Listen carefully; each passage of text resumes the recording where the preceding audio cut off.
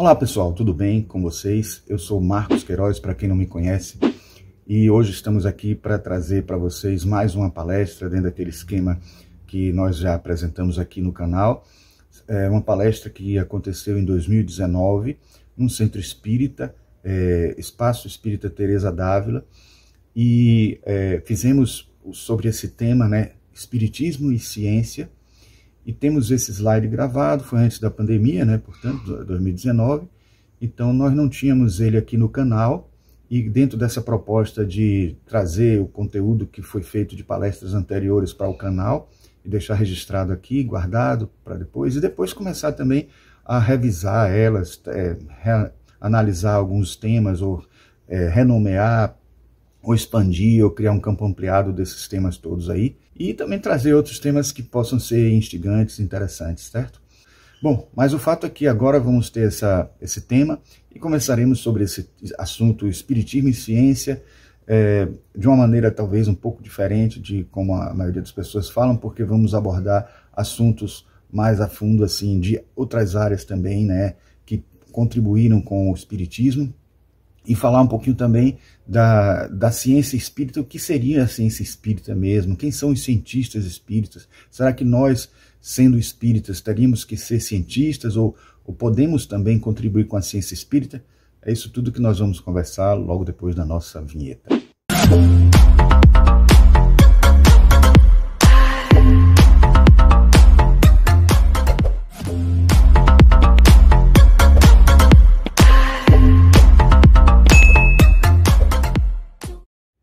Bom, quem me conhece desde 1979, quando eu comecei no Espiritismo, sabe que desde esse início eu sempre me interessei mais pelos assuntos científicos da doutrina espírita, né? Mas isso não quer dizer que eu não deva estudar, e nem estude, nem faça palestras de áreas da filosofia, da religião e da arte espírita, e não quer dizer também que eu não me empolgue com esses outros temas. O tema científico é o que me atrai mais, e até comecei a fazer palestras espíritas com esse tema.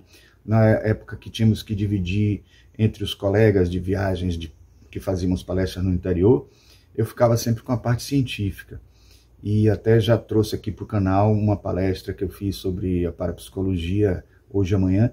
Não a palestra em si mesmo, mas falando sobre os poderes latentes do homem. E aí eu trouxe essa questão e falei que gosto mais dessa área. E quando realmente fui chamado para fazer uma palestra espírita, depois de algum tempo só fazendo em loja teosófica, ou num caminho mais assim esotérico, vamos dizer assim, apesar de saber que o caminho esotérico não é conflitante e não tem problema nenhum com o espírita, especialmente porque na juventude e nos espaços espíritas onde eu desenvolvi, aprendi alguma coisa, eu sempre soube que não há essa distinção, não existe esse rigor de alguns espíritas ficam tão presos assim aos conceitos que estão dentro das obras consideradas canônicas espíritas, né? E sem expandir, sem trazer informações de coisas que inclusive são confirmadas demais por terapeutas holísticos ou por estudiosos da parte esotérica, ou até mesmo pessoas que trabalham com práticas integrativas, aliás, hoje até muito mais aceitas do que na época em que eu comecei, né, lá nos anos 70, no final dos anos 70 e início dos anos 80. Então hoje até o SUS aceita a utilização de práticas integrativas, algumas delas são relacionadas como itens possíveis de serem atendidos dentro do SUS. Então isso já é um avanço muito grande, né? Porque todas essas práticas, essas ciências que a gente pode dizer que são consideradas ciências avançadas, ou ciências esotéricas, ou ciências espirituais, espiritualistas, elas não eram tão aceitas como hoje, na época, né, que eu comecei no Espiritismo, porque não havia uma casuística tão grande como tem hoje, né? E muitos cientistas eram muito presos a explicações materiais, explicações tão rigorosas dentro de uma metodologia rígida, e a gente sabe que a casuística fez isso mudar um pouco, porque, por exemplo, a homeopatia mesmo, hoje aceita pela Organização Mundial de Saúde, aceita pelos órgãos mundiais de medicina, ela não tem uma explicação muito lógica não, viu? A explicação é bem energética, é bem transcendente, mas tem uma explicação mais transcendente, espiritual, etc. E mesmo assim aceita. Pense que você tem um remédio que quanto menos materialidade, quanto mais dinamismo que girando, centrifugando, etc., ganha mais poder, ganha mais força de atuação no corpo da pessoa. Pense como que isso poderia ser algo aceito por uma pessoa muito materialista, muito agnóstica, muito incrédula. E isso hoje é aceito. Por quê? Porque mesmo eles não tendo uma explicação lógica, medicinal, etc., eles percebem que o resultado acontece. Existe um resultado efetivo, registrado, né? E isso acabou também contaminando outras áreas, outras práticas. No começo era só a homeopatia aceita, né? De uma maneira oficial. E hoje nós temos até a própria acupuntura, né? E outras práticas, né, assim, orientais, né, chinesas, etc., né, como Tuiná, a massagem terapêutica associada à medicina chinesa, e a casuística, né, que para quem não sabe o que é casuística, é assim, a frequência de casos em que deu certo, né, que a estatística mostrou que funcionou, que aquilo deu certo. Então, isso daí é contra qualquer argumentação negativa, argumentação contrária, porque você tem exemplos que ocorreram, que funcionaram, por mais que você diga assim, eu não concordo com a explicação, eu não concordo com a forma como está sendo dito, né, explicado, ensinado isso, ou do jeito que isso, que o funcionamento disso é explicado pelas pessoas e tal, mas se aconteceu, alguma explicação deve ter, né, ainda que seja algo aparentemente empírico, mas mesmo empírico é uma coisa que precisa ser olhada com certo carinho, né? As próprias explicações dos espiritualistas não são explicações assim completas e com todas as respostas para todas as perguntas, mas até dentro da ciência mesmo a gente tem o teorema de Gödel da incompletude. Não podemos ter realmente uma explicação ou não podemos ter uma possibilidade de ter resposta para tudo, em todas as minúcias, em todos os detalhes, em nada no universo, porque, afinal de contas, tem muitas coisas que transcendem, que extrapolam nossa razão, tem coisas que nós não podemos explicar, porque não tem explicação mesmo dentro da esfera da razão normal, conhecida por nós, porque a gente não tem ainda capacidade, aliás, não tem ainda não tem, enquanto encarnado, capacidade de explicar ou entender determinadas coisas que estão de uma esfera transcendente, além do físico, além da mente tridimensional, além da mente que possa ser capaz de explicar tudo isso de uma maneira lógica, né?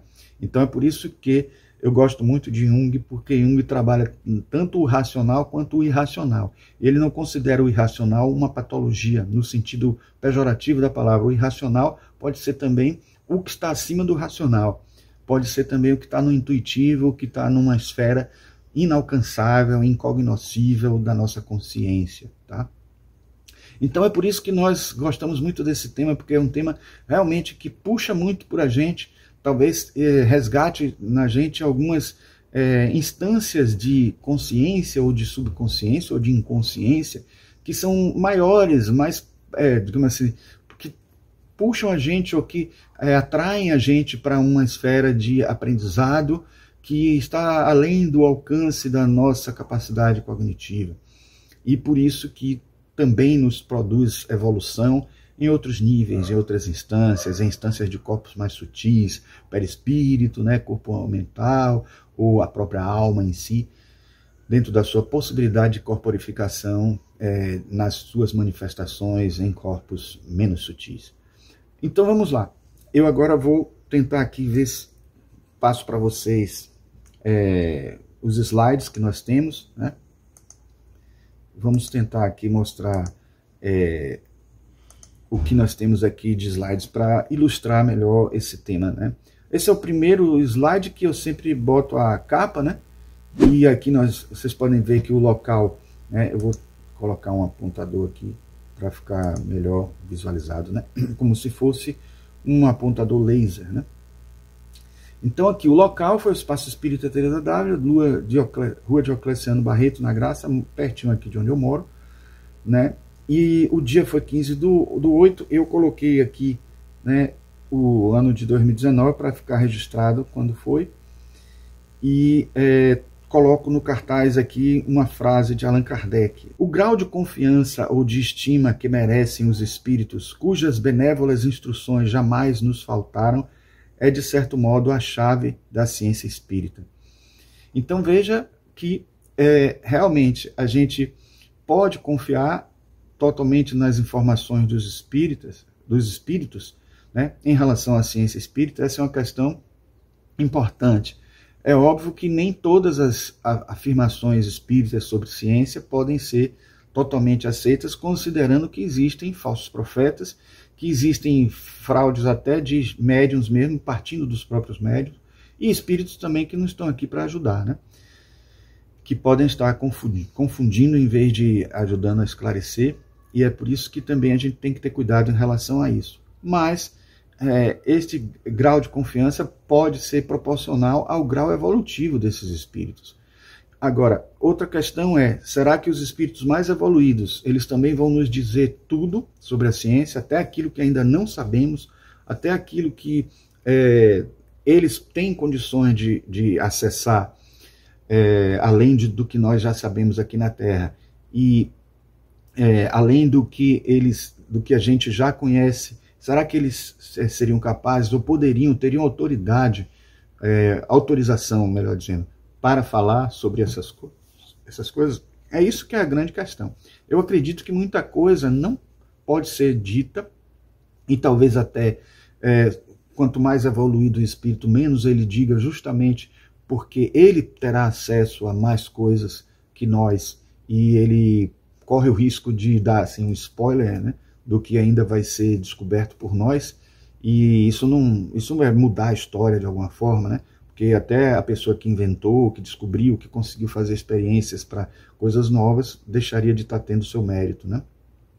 E esse mérito, por mais relativo que seja, considerando que ele também pode estar se inspirando em outros seres mais evoluídos, se isso acontecer de um modo natural, de um modo que seja construído bem com o trabalho da pessoa que está ali, e se é o momento exato de aquilo eclodir, né?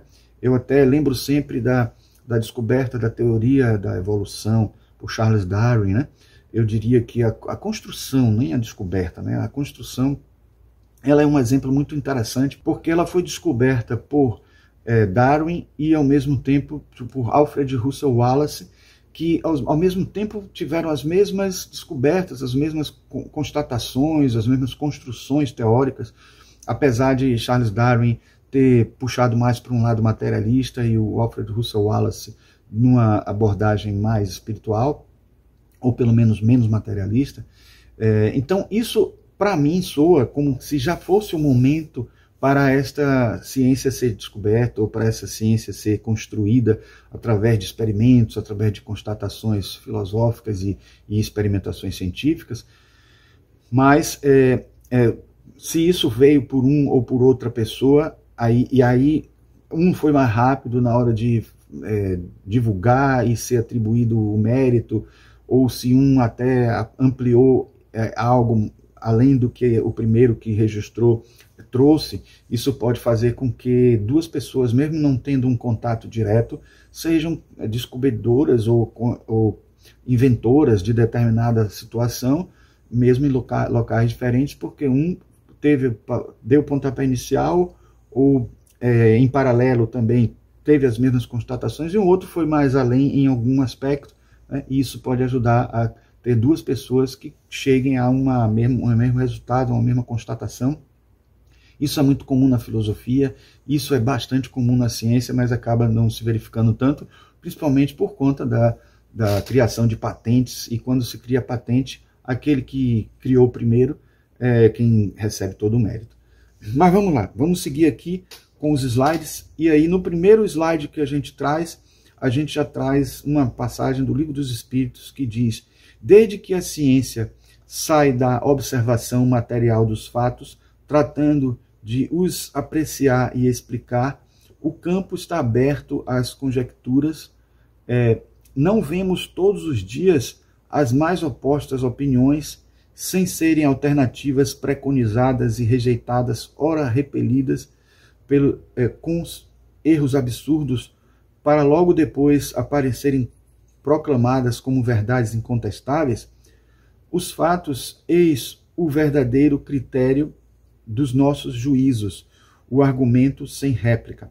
Então aqui fica claro que Allan Kardec é bem positivista em relação à ciência.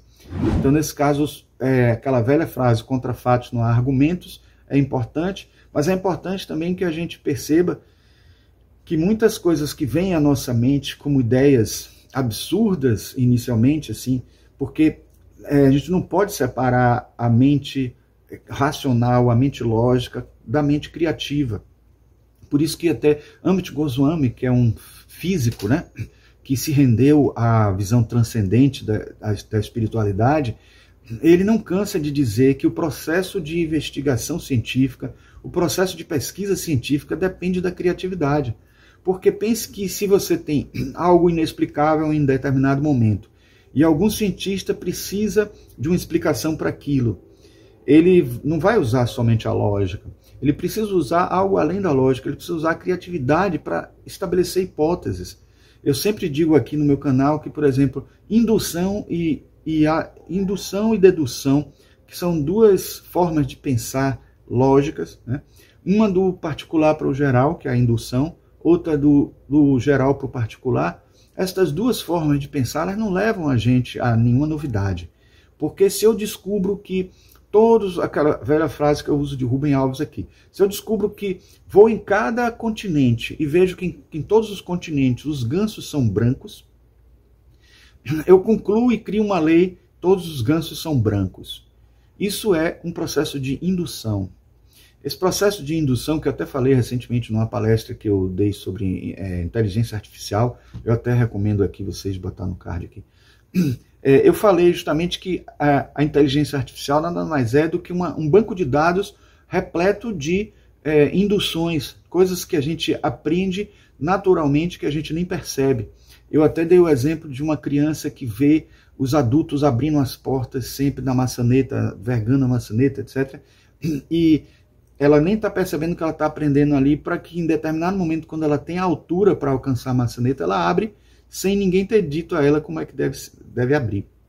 Ela já tem isso entronizado na cabeça dela, e é isso que acontece na inteligência natural, na nossa inteligência, um processo bem natural de aprendizado, e que na inteligência artificial tem que ser usando banco de dados, alimentando com inputs, né, com informações, insumos, né, falando em português, insumos de informações que às vezes já são bem naturais para a gente e registradas de uma maneira também natural. E muitas vezes o mecanismo é muito outro, porque a tecnologia do nosso cérebro ainda não pode ser reproduzida. No dia que a gente conseguir reproduzir 99% da tecnologia do cérebro, talvez a gente consiga chegar a uma inteligência artificial ainda mais poderosa do que a que temos hoje, né?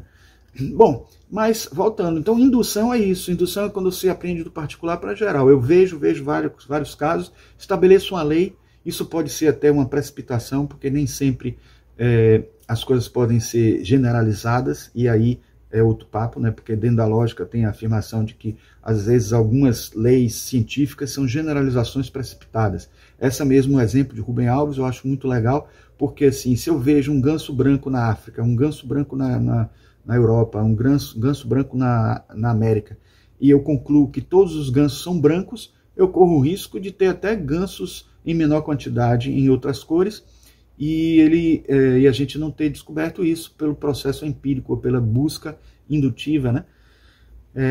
E aí ele até brinca, às vezes, abrindo parênteses, que se uma pessoa encontra um ganso verde, para não destruir a lei dele, o ego entra nessa história, né? Ele diz, isso então não é um ganso, isso é um fanço, porque todo ganso é branco. Aí você veja como a gente acaba deturpando a realidade.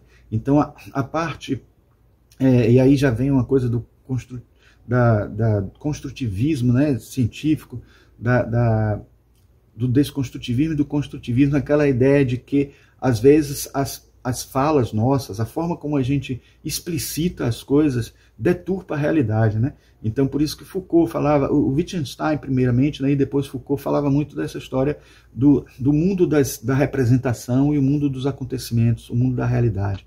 Né? O mundo da representação muitas vezes é um outro mundo completamente diferente, é como se fosse um multiverso, porque o que a gente fala, às vezes, o que a gente fala sobre a realidade, às vezes é completamente distorcido e fora do que acontece de fato.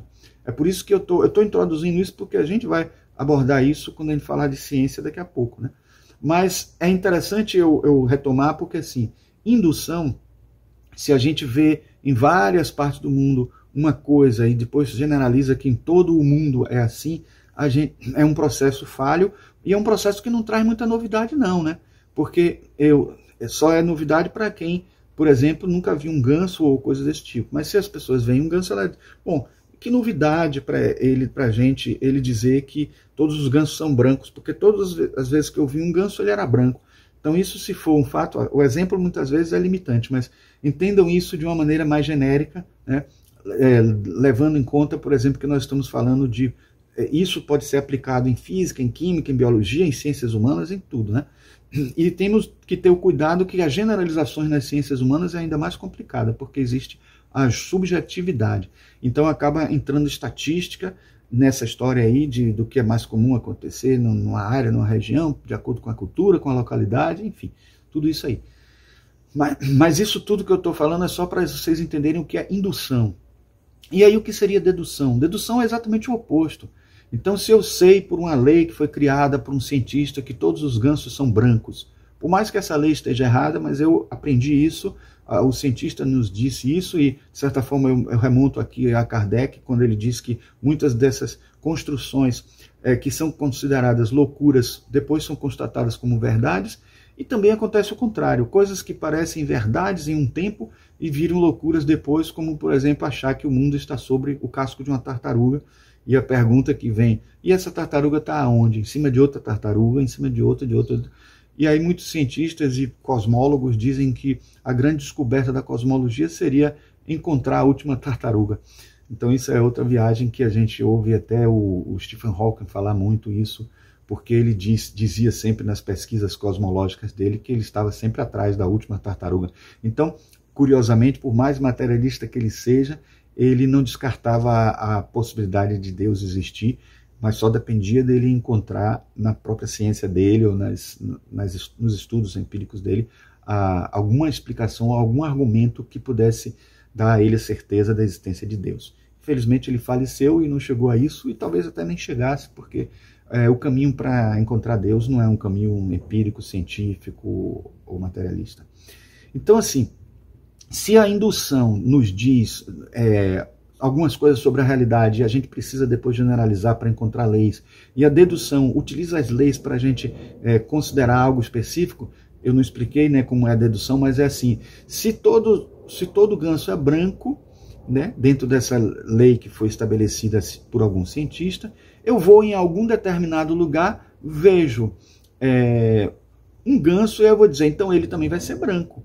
Ou então, se eu vejo uma ave branca, com todas as características de ganso, eu posso até dizer, aquela ave ali branca deve ser um ganso. Então, a forma de utilização da indução, uma da dedução é outra, uma é a priori, outra é a posteriori, a própria lei, a própria regra, mas nenhuma delas traz nada de novo. Porque se eu digo todo ganso é branco, encontro um ganso e digo que ele é branco, encontro uma ave e digo que ele é ganso, porque é branco, o que é que eu estou trazendo de novo? Então, de novo mesmo que eu posso trazer só se eu estiver trabalhando não com indução nem com dedução, mas com abdução. E o que é abdução? Abdução não é um resgate de um disco voador de uma pessoa e a pessoa sumindo e desaparecendo depois. Abdução, no sentido dado por Charles Sanders Peirce, que é um filósofo do pragmatismo inglês, ele defendia a ideia de que precisamos da abdução para que alguma coisa nova surja. A abdução nada mais é do que a hipótese. E Amit Goswami falava muito que na ciência, fala porque ele é vivo ainda, então, que a ciência precisa da criatividade. Por quê? Exatamente nesse momento da abdução. Porque o momento em que, se eu sei que os mares são salgados, os rios são doces, de água doce, aliás, não tão doces assim, né? Elas são ditas doces porque não são salgadas, mas a pergunta que todo mundo queria fazer, aliás, a pergunta que um cientista faz, e talvez uma pessoa que não tem uma mente científica nunca vai fazer, é por que as águas do mar são salgadas? Então essa é uma pergunta que um cientista faz, ele vai atrás de explicações. Aí quando ele tem a dúvida, põe o questionamento no ar e não sabe a resposta, ele precisa ser criativo para encontrar possíveis soluções. Né? Ele precisa ser criativo para entender, não problemas como todo ganso é branco, porque você até pode buscar na evolução a explicação por que os gansos são brancos, mas aí é viajar demais e talvez até encontrar uma explicação genérica, porque é uma explicação que vai dizer por que todas as aves têm a cor que elas têm, ou porque todos os animais têm a pelagem que eles têm, com a cor que eles têm, talvez por uma explicação mais do mimetismo, da proteção na hora da predação, do processo de interação com as outras espécies, enfim. Mas a ciência se constrói justamente desse jeito. E a gente acaba precisando de explicações bem positivistas, mas é preciso que a gente entenda também que hoje a filosofia da ciência não é positivista. E é nesse ponto que eu quero chegar, e é nesse ponto que eu quero que a gente entenda que precisamos fazer a nossa ciência evoluir além do positivismo. Por mais que a gente tenha encontrado em Allan Kardec uma mente positivista, e isso tenha ajudado muito a construir um espiritismo muito aceito hoje como ciência também, ciência, filosofia, religião e arte, né, como Leon Denis trouxe, a gente também tem que ter cuidado para não esquecer que essa filosofia trazida por Allan Kardec na época era uma filosofia dentro da época, né, dentro da sua época, um positivismo. Aí nós já tivemos o fenomenalismo, já tivemos tivemos Augusto Comte, né, que trouxe positivismo. E aí depois tivemos o Kant aliás, antes dele, o Kant foi antes dele com o idealismo kantiano, mas teve o idealismo crítico, né, kantiano. Mas depois do positivismo, muitas outras filosofias apareceram, o relativismo, o fenomenalismo, que deram uma visão da filosofia científica muito diferente da que foi a de Kardec. O que não inviabiliza tudo que ele falou, o que não muda nada de alguns dos conceitos que ele trouxe. Aliás, um dos conceitos dele não era nem tão positivista quando ele abria para a gente, estou dando até um spoiler, né, que vocês vão ver daqui a pouco no slide, mas quando ele abria para a gente a ideia de modificarmos um pouco o espiritismo, a visão espírita, ou o que ele trouxe para a gente de ciência espírita, se nós tivermos uma comprovação científica bem forte, ou bem significativa, bem assim, séria, né, em relação a algo que não está correto na nossa afirmação. O que acontece, apesar disso aí, é que dentro do espiritismo a gente não tem muitas áreas que possam ser pesquisadas pelos cientistas utilizando os aparelhos científicos, experimentos mais materialistas. Então, por isso que a gente não pode nem encontrar dentro da ciência alguns experimentos que neguem o espiritismo, né? Também é tão difícil negar quanto é difícil provar. Então, aí que complica, né? Porque os cientistas acabam ficando um pouquinho distantes e assim, sem querer nem investigar, porque já acham de antemão, a priori, que tudo que for investigado pelo espiritismo vai dar errado ou vai ser incorreto e acabam nem querendo enveredar nessas áreas, com medo até, por exemplo, de serem renegados pelos colegas por estarem sendo anticientíficos. Mas vamos voltar aqui porque muita coisa tem do que eu estou falando nos slides mais adiante, né? Então temos aqui nesse slide a ciência acadêmica, né? O que é ciência, regime de validade dos fenômenos e suas interpretações, leis ou rotinas. Sobre isso, o que é que nós temos a dizer? Primeiro é que existem muitas ciências, não existe uma única ciência. O que eu quero dizer com isso? A ciência hegemônica, ou também conhecida como ciência acadêmica, é a ciência mais aceita por todos. E é a ciência que mais, assim, vamos dizer assim, agnóstica, né? Agnóstico no sentido de que acredita-se a partir da experiência, a partir do que se confirma cientificamente. Então, é uma ciência, por mais que eu diga a vocês que a filosofia da ciência mudou, a prática científica não mudou tanto, né? Não mudou tanto, e aí é que está a questão. Daqui a pouco nós vamos ver pela filosofia contemporânea que a filosofia da ciência é mais filosofia do que ciência, principalmente dentro dos moldes do que é considerado ciência hoje. Então, por isso que está essa pergunta aí, o que é ciência? E alguém poderia perguntar assim, poxa, não está na cara o que é não? Né? Mas assim, a pergunta é, qual é a fonte de saber, de conhecimento da ciência? Então eu diria para vocês que a fonte de saber, de conhecimento da ciência seria a experimentação, ou as formas empíricas de constatar determinadas dúvidas, determinados problemas, determinadas coisas sobre a natureza, sobre o universo, sobre o mundo, sobre as pessoas, sobre os relacionamentos, sobre todas as áreas que são investigadas pelas ciências, né? Quando eu digo que existem muitas ciências, a gente tem que entender não só que existem ciências como as ciências humanas, psicologia, filosofia, sociologia, ciências exatas como física, matemática, etc. Ciências sociais, a própria arquitetura, que é a minha área, é incluída entre as ciências sociais aplicadas, né, vamos dizer assim. Também em alguns lugares é considerado como ciência exata. Aqui em Salvador, na UFBA, ele está na área de ciências exatas, mas no Rio de Janeiro já está na área de ciências sociais, né, aplicadas. Em alguns lugares é considerado como arte, enfim, mas o assunto não é arquitetura. Então, assim, existem muitas ciências dentro dos campos de atuação, dentro dos objetos de pesquisa da ciência, mas existem muitas ciências também na consideração do que é método científico, do que é caminho para se chegar à ciência, ou que é efetivamente a definição da ciência, né? Isso nós vamos ver mais daqui a pouco em alguns slides, mas isso só é uma pequena introdução. E com relação ao regime de validade dos fenômenos e de suas interpretações, o que eu tenho a dizer sobre isso é que até algum tempo atrás eu poderia dizer que, eu diria até que no período de Allan Kardec mesmo, no século XIX, havia uma tendência do positivismo mesmo de considerar que uma coisa só é válida se a ciência comprovar. Mas a gente tem que entender que o saber não é só científico.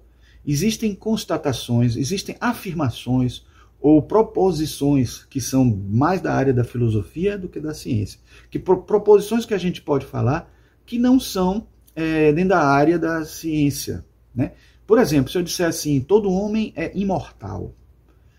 Isso é uma frase que vai de imediato para o positivista ou o agnóstico vai dizer assim, isso é uma frase equivocada, é uma premissa equivocada, porque todo homem é mortal. Na verdade, já existem até frases dentro do estudo da lógica que usa até essa afirmação, essa proposição, a premissa de que todo homem é mortal.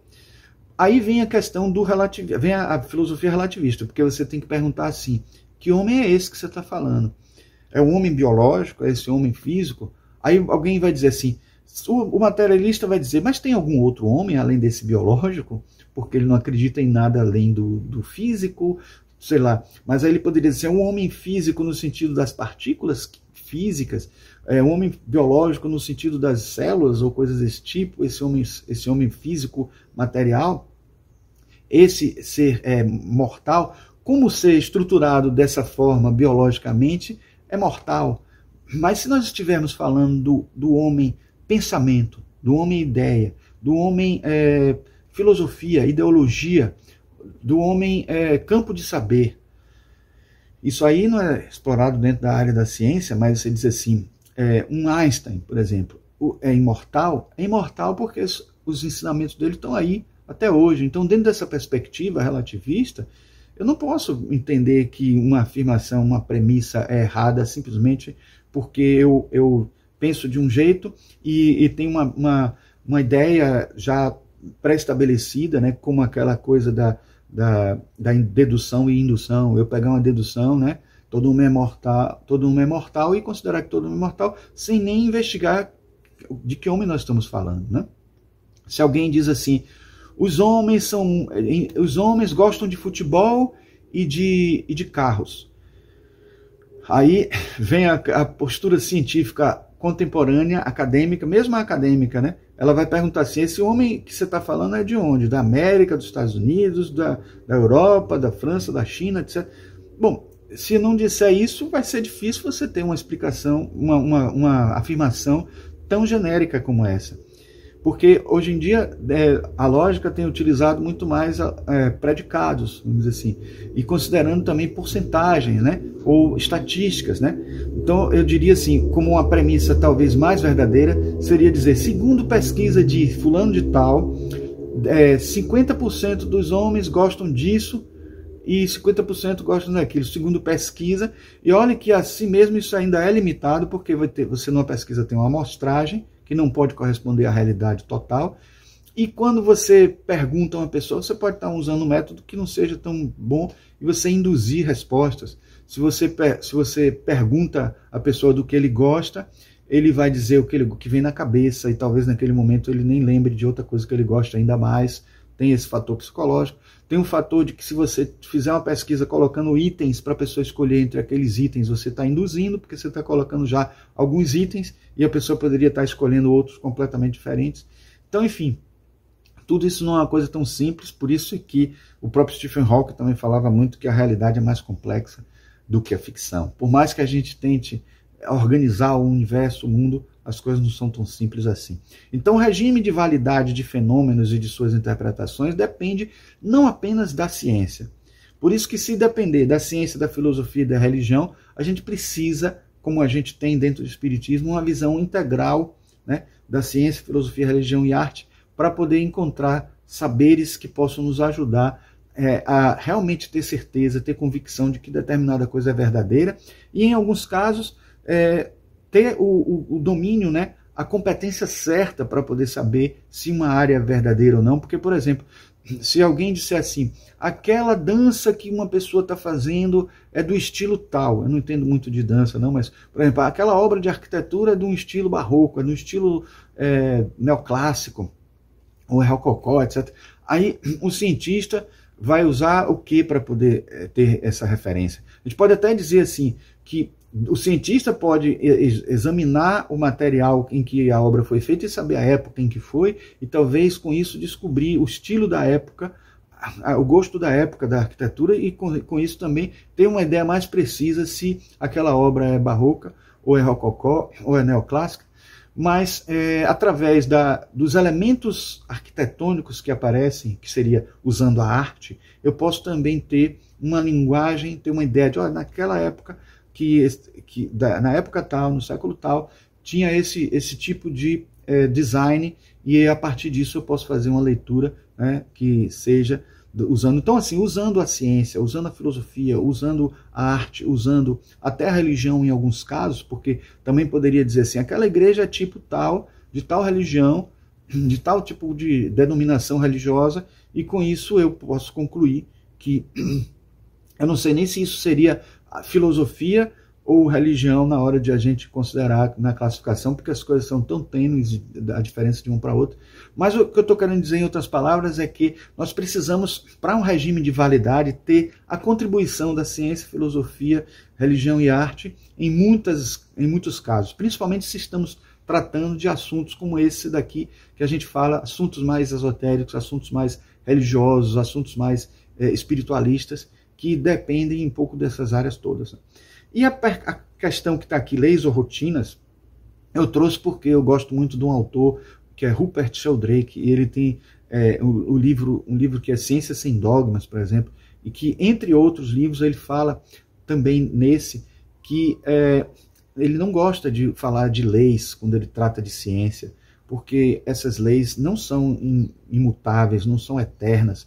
Até mesmo as leis que a gente conhece, olha bem, as leis que a gente conhece da filosofia espiritualista, elas podem não ser eternas ou imortais. Eu até fiz um vídeo aqui sobre isso, posso até deixar um card aqui mostrando.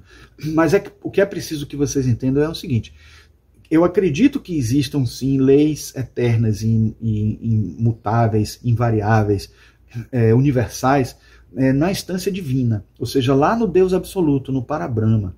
Só que nós não temos acesso a esse tipo de ciência, a esse tipo de lei, a gente não sabe qual lei que seria eterna exatamente, porque até a lei de reencarnação, ou a lei do amor, coisas desse tipo, acontece até um determinado nível da nossa evolução. O que é que acontece a partir de determinado nível, quando a gente já não estiver reencarnando, quando a gente estiver em esferas mais altíssimas de evolução, e em outros mundos que não no nosso sistema solar, na nossa galáxia, no nosso universo, ou no nosso multiverso? O que acontece? Então a gente não tem como dizer isso. Aí eu assumo uma postura agnóstica mesmo sobre essa questão, porque eu não tenho como responder o que seria uma lei universal, né? Ou o que poderíamos afirmar como proposição que serve para o universo inteiro, ou os vários universos, ou para toda a eternidade, ou até o fim dos tempos, se é que existe fim dos tempos, até o infinito, até a eternidade. Isso é válido, é coerente. Então eu não quero afirmar isso como uma lei que seja eterna, imutável, invariável. Eu posso acreditar que existem e devem existir, porque um Deus absoluto tem leis absolutas, tem leis universais, leis imutáveis. Mas quais são essas leis? Quem garante que as leis que nós estamos considerando eternas e imutáveis são realmente eternas e imutáveis e universais? Bom, então por isso que Rupert Sheldrake, eu concordo com ele, prefere usar rotinas. Então são as rotinas, são as coisas que a gente vê. Então eu gosto muito de um exemplo que não foi dado por ele, mas eu gosto muito assim, de quando você vai estudar uma onça pintada, você vai ver como é que ela, onde ela bebe água, o que é que ela faz, onde vai, tal. Então uma pesquisa científica de um objeto qualquer, onça pintada foi um exemplo, né? Um exemplo bem assim interessante, porque a ciência é zoologia, mas é também um pouco sociologia animal, antropologia animal não, mas um pouco de como que seria o lado humano, como seria o lado mais de ser vivo, da atuação de ser vivo com todas as suas possíveis subjetividades para um animal que vive de certas regras. Se a gente for incluir o lado espiritual, a gente tem seres ali ajudando a ele, que jamais isso iria ser possível ser detectado por uma ciência materialista, mas a gente tem que entender que tudo isso são rotinas mais do que leis, porque nada disso pode ser constatado como uma regra ou como uma dedução de tudo, né, como uma lei, ou a gente chegar por indução a uma lei absoluta a partir de coisas que são relativas, como eu já falei no exemplo de Rubem Alves, da Estante dos Gansos, né? Então eu trago aqui uma tabela, né, que vem de informações de uma filosofia contemporânea. Eu fui obrigado a estudar um pouco essa filosofia contemporânea de Deleuze e Guattari no meu doutorado, graças ao meu orientador, Pasqualino Magnavita, que estuda muito esses assuntos e me fez estudar, e eu agradeço muito a ele por isso. Então aqui a gente tem os 4 saberes que a gente está considerando aqui, né? Ciência, filosofia, religião e arte. O que os caracteriza e os planos epistemológicos dele. O que são planos epistemológicos? São o universo de alcance, né, do saber, o que ele abrange esse plano, o que é que essa área, esse saber científico tem como forma de incluir uma série de proposições que sejam coerentes. Então, dentro de um mesmo plano, a gente tem uma certa similaridade de conteúdos, né? Então, o plano epistemológico, né, assim como a episteme de um ser é a visão de mundo dele, a forma como ele entende o mundo, então o plano epistemológico é essa visão de mundo traduzida em proposições filosóficas ou traduzida em campo de saber, né? Então a gente tem a ciência tem como característica relações e funções, segundo Deleuze e Guattari, no livro Filosofia, o que é filosofia, né? Um livro bem interessante, bem rico. Posso estar botando aqui para vocês, né, verem como é a aparência dele. Sugiro esse livro para vocês lerem, porque é muito bom para entender esses assuntos do jeito que eu estou explicando aqui para vocês. Eu acho até que tem um slide aí depois com ele. Então, assim, o que são relações e funções? Para vocês entenderem, o campo da ciência, para Deleuze e Guattari, dentro dessa visão contemporânea de ciência, é somente o experimento. É somente uma coisa que eu posso constatar no mundo, na realidade, né? Então, por exemplo, se eu aqueço um objeto e ele dilata, então eu vou constatar dentro de uma lei lá que os objetos aquecidos eles dilatam. A partir de uma certa temperatura eles se fundem, né? Então ponto de fusão, ponto de dilatação, essa coisa toda. Aí tem as exceções, porque a pessoa faz muitos experimentos para poder até descobrir se existem exceções.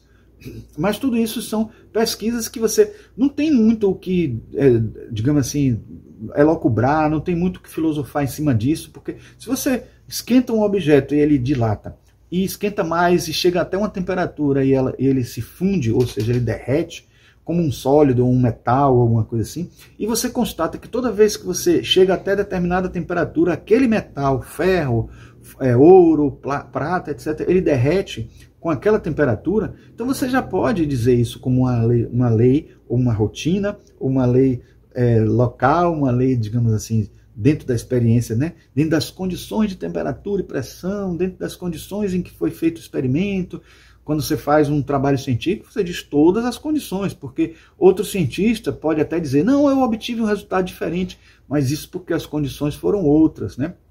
E por isso que na química a gente ouvia muito na época de estudante de condições naturais de temperatura e pressão, porque às vezes as constatações que muitas vezes eram colocadas como leis eram baseadas nas condições naturais de temperatura e pressão. Bom, mas aí nesse caso o que seria a ciência? Então se eu digo, né, quando eu esquento um ferro, quando eu aqueço o ferro até uma determinada temperatura ele se funde, a partir de uma determinada temperatura ele se funde. Isso é uma relação que estabelece uma função, né? Quando eu aqueço até esse ponto, ele derrete. Então, isso é uma relação que ninguém pode questionar assim, no sentido das condições todas que foram trabalhadas. Talvez depois de toda a análise das condições possa ser questionado dentro de uma esfera diferente, porque alguma coisa variou, mas estabeleceu-se ali uma relação, uma função. Quando isso acontece, aquilo outro também acontece. Ou quando eu faço isso, ocorre aquilo. Relações de causa e efeito, funções matemáticas até que criam equações científicas e tal. Isso tudo é ciência. Mas no momento em que eu começo a dizer por que essa matéria derrete, porque as partículas vão se separando. Se eu não fiz um experimento empírico, se eu não estudei isso a fundo, até onde a fisicoquímica tinha informação de por que derretia, por que existia ponto de fusão, ponto de ebulição, etc., não se tinha ainda uma ciência do átomo, um conhecimento do átomo tão profundo, as pessoas ainda não sabiam a explicação. Se alguém tenta dar uma explicação, por que o objeto dilata, por que o objeto derrete, não tendo um experimento, olhem bem o que eu vou dizer, não tendo ainda um experimento empírico que mostre isso, isso é especulação, isso é hipótese, isso é abdução. Aí você cria uma teoria e ao criar essa teoria você vai testar lá. E tudo isso antes da teoria, antes da prática ser realizada, antes do experimento ser realizado, antes de uma nova relação ser criada, ou antes de uma relação que amplia aquela anterior ser criada, tudo isso não é ciência, isso é filosofia. Filosofia da ciência, né? Porque não faz parte do plano epistemológico da ciência. Porque o plano epistemológico da ciência é o plano de referência. O que quer dizer isso? Eu tenho uma referência de um outro autor que diz que fez isso, e aconteceu isso, isso, aquilo. Não estou pegando a filosofia daquele autor, estou pegando o experimento dele.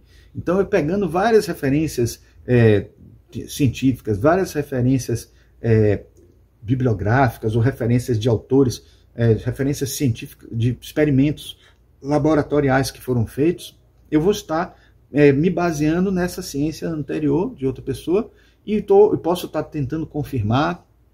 Então tudo isso está no plano de referência, não no plano de constatação filosófica ou de elucubração, porque para um mesmo fenômeno científico eu posso ter N explicações filosóficas. E aí entra justamente a ideia da filosofia. Que a filosofia tem conceitos e enunciados. Então, se eu faço um enunciado sobre um experimento científico, eu estou fazendo filosofia, eu não estou fazendo ciência. Mesmo que você diga assim, isso é num livro de física. Eu estou constatando uma série de coisas, ou confirmando algumas coisas por proposições, ou dando a minha interpretação, né? A própria física quântica mesmo tem várias interpretações. Tem a de Copenhague, tem a dos muitos mundos, tem a interpretação da teoria das supercordas, né? Teoria M e tal. Então, assim, se existem muitas interpretações, essas interpretações já não estão no plano de referência, já estão no plano de coerência. O que quer dizer isso? Nesse plano de coerência, se eu dou uma explicação, eu dou eu justifico aquele acontecimento com determinadas formas de saber, ou de determinados enunciados, os outros enunciados que eu fizer, todos têm que estar dentro daquele plano de coerência. Tudo tem que estar válido ali dentro daquele plano, senão eu vou estar sendo incoerente, né? E esse plano de coerência, né, por exemplo, eu falo muito de uma coisa que o meu orientador do doutorado falava também, que ele dizia que uma pessoa que acredita muito em lógica, ou que acredita em alguns princípios da lógica, não está sendo tão ateu assim, ou agnóstico, porque a lógica tem um princípio chamado princípio da identidade. O plano de coerência do princípio da identidade é incompatível com o plano de coerência das pessoas que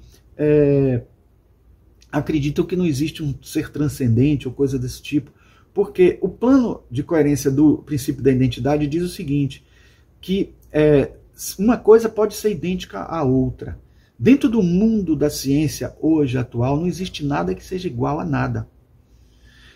Um elétron não é igual a outro elétron. Um próton não é igual a um outro próton. Então, se você estiver atuando dentro de um plano de coerência da materialista, não existe nada que possa ser igual, então não existe plano de identidade. Você não pode nem dizer assim, tal coisa é idêntico a outra. Agora, no plano da abstração matemática, você pode dizer que A é idêntico a A, que 1 é idêntico a 1. Você pode dizer que A é igual a B, se você lá em determinada operação matemática você descobrir que o B acaba resultando, né? Então, por exemplo, 2 mais 2 é igual a 4 mais 1. 2 mais 2 é 4 e 3 mais 1 é 4 também. Então, eu posso dizer que 2 mais 2 é igual a 3 mais 1. Mas se eu chegar depois embaixo a somar as duas coisas, 2 mais 2 é 4, eu boto embaixo 4, e embaixo de 3 mais 1 eu boto 4 também, aí já não boto mais 4 é igual a 4, eu boto 4 é idêntico a 4. Isso eu aprendi com minha professora de matemática, que era muito rigorosa nessa questão de formalismos lógicos, né? Até porque é uma área da matemática, a lógica, né? A lógica matemática, a lógica de proposições e depois da utilização dentro da matemática. Então, dentro de um plano de coerência, se eu digo que algo é igual a algo, então eu estou na abstração. E os cientistas acabam usando essa terminologia, ou usando esse ardil de dizer que eu aceito o princípio da identidade da lógica desde que seja no campo da abstração. Já nós, esotéricos, espiritualistas, não, porque acreditamos que lá em cima de tudo, lá no Parabrahma existe algo igual, porque é um momento onde todos nós somos unos, nós somos iguais aos outros lá nesse plano mais sutil, ou pelo menos iguais, não, ou idênticos, né? Então seríamos um ser único lá na vida una, né? Mas pense que até dentro da filosofia esotérica, espiritualista, é difícil você considerar algo idêntico, mas a gente aceita, porque nós temos o idealismo espiritualista, né? Que vem lá de Sócrates, que nos respalda nessa ideia de acreditarmos que somos uno em algum lugar, né, em alguma instância do universo, em alguma instância da nossa epistemologia. Então, falamos da ciência, falamos da filosofia e a religião. A religião, uma coisa que é importante que eu diga, nesse livro que eu mostrei para vocês nesse instante, Filosofia da Ciência, eles não citam religião, porque como eles são ateus, como eles são mais do que agnósticos, são ateus mesmo. E geralmente, hoje eu considero já ateu como uma religião. A pessoa que já de antemão acredita que Deus não existe, porque uma pessoa não religiosa, uma pessoa que não acredita em Deus em si, né, porque ela não teve uma constatação, ele também não pode provar que Deus não existe. Então, se não pode provar que Deus não existe, no máximo pode ser agnóstico, se tem uma mente científica. Porque a mente de um ateu que diz de antemão que não acredita em Deus, independente de qualquer coisa, independente de ter ou não uma prova, isso é uma religião, gente. É uma religião, é uma pessoa que crê como uma pessoa que diz que crê em Deus, independente de precisar de prova, independente de ter uma prova real, porque nenhum, vamos dizer assim, filósofo ou nenhum esotérico ou espiritualista ou espírita pode dizer que tem a prova da existência de Deus. Essa prova da existência de Deus não existe. Por mais que você diga, uma prova filosófica, a prova filosófica não tem um regime de validade suficiente, é só filosofia. No campo da filosofia eu posso provar um monte de coisa, pela lei de causa e efeito, mas a lei de causa e efeito não é uma lei universal, porque fora do tempo e do espaço não existe causa e efeito, não existe antes, depois, não existe tempo e espaço. Então pense que Deus transcende a tudo isso. Então a gente não tem instrumental, nem teórico, nem laboratorial, nem documental, nem para poder provar a existência de Deus, um ser transcendente. Né? Eu posso ter pequenas provas mínimas dentro da área da ciência, que não seriam provas propriamente, teríamos dentro da filosofia alguns argumentos, né? Teríamos dentro da religião algumas crenças que ajudam a gente a acreditar, mas nada disso, né? E eu não posso nem dizer também assim, eu não tenho provas da existência de Deus porque a ciência não conseguiu provar. Isso é uma coisa, uma balela. A ciência não vai conseguir provar, a ciência nunca vai provar a existência de Deus e nem consegue provar muitas outras coisas. Por exemplo, a ciência hoje não prova a existência das supercordas, das cordas em si, e isso é motivo para dizer que elas não existem. Por isso que existem livros hoje que chamam Universo Inteligente, como por exemplo de Brian Greene, que por que ele chama Universo Inteligente? Que ele diz que as teorias são tão inteligentes, tão construídas, bonitinhas, que é muito difícil ele desacreditar, ele achar que aquilo não é verdade, por mais que a ciência não chegue a provar, não consiga provar. Então hoje a ciência já está usando esses tipos de argumentos. Né? Eu me lembro que uma professora lá da faculdade, que trabalha com ecologia, dizia muito para mim assim, eu às vezes constatei determinadas coisas e não consegui provar.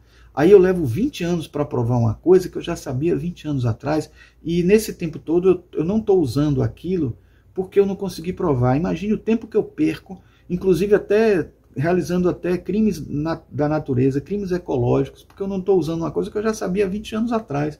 Pense que compromisso ético, até kármico que a gente teria com isso. Então ela disse para mim que ela hoje não está nem dependendo mais dessa prova científica tão segura, porque pode ser que leve 20, 30, 40, 50 anos, ou até pode ser que nunca eu consiga provar, mas eu tenho constatações, eu tenho sensibilidades, intuições dentro de outras áreas filosóficas, religiosas, artísticas, que me levam a acreditar em determinada coisa.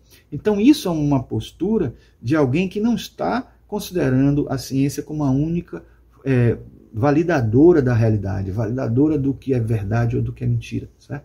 E ela não é realmente, porque tem muita coisa que foge ao alcance da prova científica, da possibilidade da ciência provar. Bom, aí a gente tem, já passando aqui, mas eu tenho que... Então, religião tem intuições e crenças, plano de crenças. Como eu disse, os filósofos Deleuze e Guattari, eles nem trabalhavam com religião. Eu que incluí aqui, então isso aqui, os erros e acertos podem ser atribuídos a mim mesmo, porque eu utilizei o termo intuições e crenças como, usando um pouquinho assim a forma como está sendo utilizado, né, mantendo o padrão aqui para as outras. Eu aí botei aqui também intuições e crenças são as áreas em que a religião pode trabalhar no sentido de contribuir, de ampliar o saber humano, né, que são 4 áreas de saber também, né, gerais, que abarcam todas as demais, e talvez até poderá alguma aparecer no futuro, mas por enquanto seriam essas que abarcam, que incluem todas as outras áreas de saber existentes. Né. E o plano seria o plano de crença, né, porque o plano de crença também da gente precisa de uma certa coerência, porque eu posso ter um plano de crença e nesse plano ter um monte de questões, e outra pessoa tem um outro plano de crença.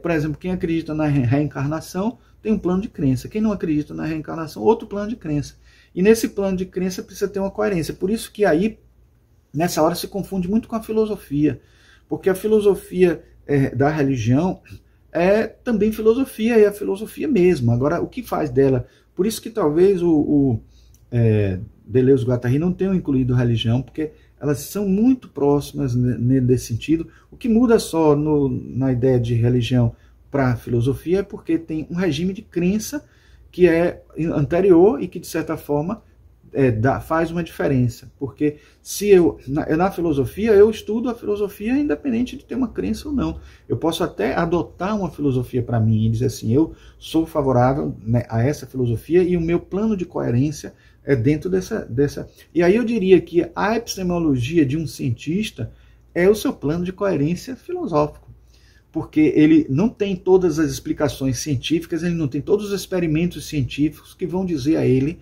em que universo ou em que forma de pensar ele pode ter filosófico, né? Porque a ciência não consegue, como eu disse nesse instante, provar tudo ou atingir todos os campos. Então, o plano de coerência de um cientista é o da filosofia mesmo, né? Óbvio. Então, ele tem uma filosofia que abarca determinados pensamentos, e isso é muitas vezes o que induz mais ele a pesquisar uma coisa e não pesquisar outras. Então, se alguém que é astrônomo for solicitado por uma pessoa de dizer assim, poxa, eu queria saber se realmente toda vez que ocorre uma quadratura entre tal planeta e tal planeta, se ocorre determinadas situações no mundo, ou se tiver no mapa da pessoa aquilo, ele vai dizer assim, não, eu não vou nem estudar isso, porque não está nem no meu plano de coerência, eu não acredito nisso. E aí entra um pouquinho o plano de crença, entra um pouquinho o plano de coerência, entra um pouquinho o plano de referência não vai existir, porque ele nem sequer testou, experimentou. Se ele testar, constatar e fizer vários experimentos e descobrir que isso é um fato, ele vai talvez mudar tanto o plano de coerência como o plano de crença dele, ou superpondo o que ele já tinha, ou fazendo ele pensar de uma maneira diferente, fazer com que exista um terceiro plano que não era nem um nem o outro anteriores, né? Então isso é uma coisa que, por isso que Deleuze-Guattari chamou de 1000 platôs, porque existem 1000 planos e vários planos, cada um com sua coerência, né? Aí você diz assim, pode um plano superpor outro, pode um plano ter uma parte que digamos assim, que é superposta a outra parte. Não pode. Tem muitas filosofias que têm muita coisa em comum, mas divergem em determinado momento na sua maneira de conceber as coisas. E nesse exemplo mesmo que eu dei do astrônomo, eu acho bem interessante, porque eu conheço um astrólogo mesmo que estuda astronomia também, oficialmente, estuda carreira de astrônomo, e ele disse que, curiosamente, os astrólogos que ele conhece, que ele é astrólogo, né, todos gostam, acham legal quando ele disse que é astrônomo também, e diz, pô, que legal você está estudando também astronomia e tal. E os astrônomos, já o contrário, quando dizem que quando ele diz que é astrólogo, eles dizem que absurdo, como é que você pode ser astrônomo e astrólogo ao mesmo tempo? Mas é aquela coisa, né? O plano de referência, né, da astrologia não existe praticamente, porque você não tem, só num campo assim vamos dizer, de estatística, né, de casuística, né? Você até pode dizer que tem um plano de referência casuístico, né, que poderia se aproximar de um científico, por isso que muita gente diz que a astrologia é uma ciência, usando a casuística e usando as estatísticas. Aí você tem um plano de referência da astrologia e um plano de referência da astronomia. Só que o plano de referência da astronomia é só sobre movimento dos astros, sobre fenômenos astronômicos, astrofísica, astroquímica, etc. Tudo isso que são coisas que não assim tocam e nem inviabilizam, nem compatibilizam ou incompatibilizam com o plano de referência da astrologia. Então eu posso ter 2 planos de referência verdadeiros, válidos na minha concepção, 2 planos de coerência válidos, todos 2 válidos, porque um não nega o outro. Quando chega um momento em que um diz uma coisa, outro diz outra, dando um posicionamento, aí sim você vai ter que criar um novo plano de coerência que englobe os dois, ou que tente uma explicação filosófica, que aí vem a hipótese, vem a abdução, um outro plano de coerência que tente uma explicação para aquelas 2 coisas que divergem. Pode ser simplesmente concordando com uma, e como ela é discordante da outra, ou concordando da outra, ou encontrando uma terceira que seja conciliadora, né? E aí você vai criar um novo plano de coerência de qualquer jeito. Então, é interessante que a gente veja isso. Nas religiões, isso acontece também, porque os planos de coerência são, digamos assim, de filosofia, é uma coisa que vai dizer a gente, assim, da maneira como a gente entende tudo que existe. Em relação à religião, já são as questões relacionadas ao nosso crescimento espiritual e até coisas que estão além da nossa compreensão. Então eu digo que a religião pode viajar muito mais, porque pode ter explicações de coisas muito antes, né, do início da história da ciência, ou coisas que a ciência jamais vai conseguir especular e aprender ou experimentar com laboratório, etc. A religião pode averiguar coisas que estão antes do Big Bang, antes do universo ser criado, ou depois do universo ser criado. Então são coisas que são de filosofia, mas que envolvem crença. E por último, a arte. A arte, né, o Deleuze-Guattari considera perceptos e afetos. O que é isso? São percepções e afeições que a gente tem na interação com o mundo. Então, para a arte, não importa nenhuma filosofia, não importa nem religião, não importa ciência. Na arte, dentro da perspectiva contemporânea de Deleuze-Guattari, a arte precisa ser sentida, né? Então, ela não é... tanto que muita gente que diz assim, pô, eu não entendo nada de arte. Você não tem que entender de arte para apreciar a arte. Você simplesmente é uma pessoa que aprecia a arte, um olhar observador, que tem sentimento, que tem coração, que tem sensibilidade, e por isso esta arte vai lhe causar alguma percepção diferente ou uma afeição diferente. Afeição no sentido de emoção, né? A pessoa vai sentir uma emoção completamente nova e diferente e tal. E o único plano que tem dentro da arte é o plano de composição, né? Você pode dizer até assim, não, eu não posso ter dentro da minha arte só um plano de composição. Eu tenho que ter um plano de coerência. Por exemplo, na arquitetura, como a arte arquitetônica não é uma arte desengajada, é uma arte engajada, não é arte pela arte, né? Eu faço uma obra de arquitetura só para ficar bonita na cidade, ou para todo mundo apreciar, para todo mundo ter perceptos e afetos maravilhosos. Mas e se não funcionar para o que ela se pretende a ser? Por exemplo, um local que a pessoa possa entrar, que possa exercer as funções ali dentro. Então, na arquitetura a gente não tem só um plano de composição, que seria só para poder fazer as coisas, as pessoas sentirem emoções ou percepções lá dentro. Então, por isso que eu preciso de um plano de coerência, eu preciso de uma filosofia, eu preciso de um conceito que envolve não só a arte final, né? Eu tenho um conceito e um partido. Esse conceito vai dizer para mim exatamente o que eu quero, o que eu preciso que aconteça ali, tanto numa esfera mais funcional como numa esfera mais psicológica, numa esfera mais sociológica, numa esfera de interações entre as pessoas, do funcionamento daquele espaço. Só para dar um exemplo dentro de uma área, né, que eu considero que tem uma boa exemplificação para isso aí, tá? Mas vamos adiante. No livro O que é o Espiritismo, Allan Kardec diz assim: o Espiritismo é uma ciência que acaba de nascer e da qual resta ainda muito a aprender. Seria, pois, grande presunção de minha parte pretender levar de vencida todas as dificuldades, não poderei dizer mais do que sei. Então é uma resposta ao cético, porque ele faz um exercício bem interessante aí de conversa com diferentes pessoas, e na conversa com o cético ele diz que ele não pode falar nada além do que o que ele já sabe, ou que ele pôde constatar, ou que ele teve talvez acesso pelas perguntas que ele fez aos espíritos, né? E lá no Livro dos Espíritos, na pergunta número 19, está o seguinte: não pode o homem, pelas investigações científicas, penetrar alguns dos segredos da natureza? E os espíritos respondem: a ciência lhe foi dada para seu adiantamento em todas as coisas. Ele, porém, não pode ultrapassar os limites que Deus estabeleceu. E Kardec comenta: quanto mais consegue o homem penetrar nesses mistérios, tanto maior admiração lhe devem causar o poder e a sabedoria do Criador. Entretanto, seja por orgulho, seja por fraqueza, sua própria inteligência o faz joguete da ilusão. Ele amontoa sistemas sobre sistemas e cada dia que passa lhe mostra quantos erros tomou por verdades e quantas verdades rejeitou como erros. Então, por isso que é importante que a gente entenda que a ciência é efêmera, né? A ciência, talvez mais enquanto filosofia da ciência do que ciência como experimento. Mas mesmo os experimentos, como eu disse a vocês, dependendo das condições, nós vamos ter uma informação que faz a gente generalizar filosoficamente dentro da ciência, criando leis que muitas vezes são equivocadas porque a gente não fez o experimento como deveria ser, ou não fez dentro das condições exatas. Só para dar um exemplo aqui. Então, com isso a gente tem a ideia, sabe que, por exemplo, a ciência ela é algo em movimento. Muitas coisas que se sabia no século XIX, na época de Allan Kardec, já mudaram completamente hoje.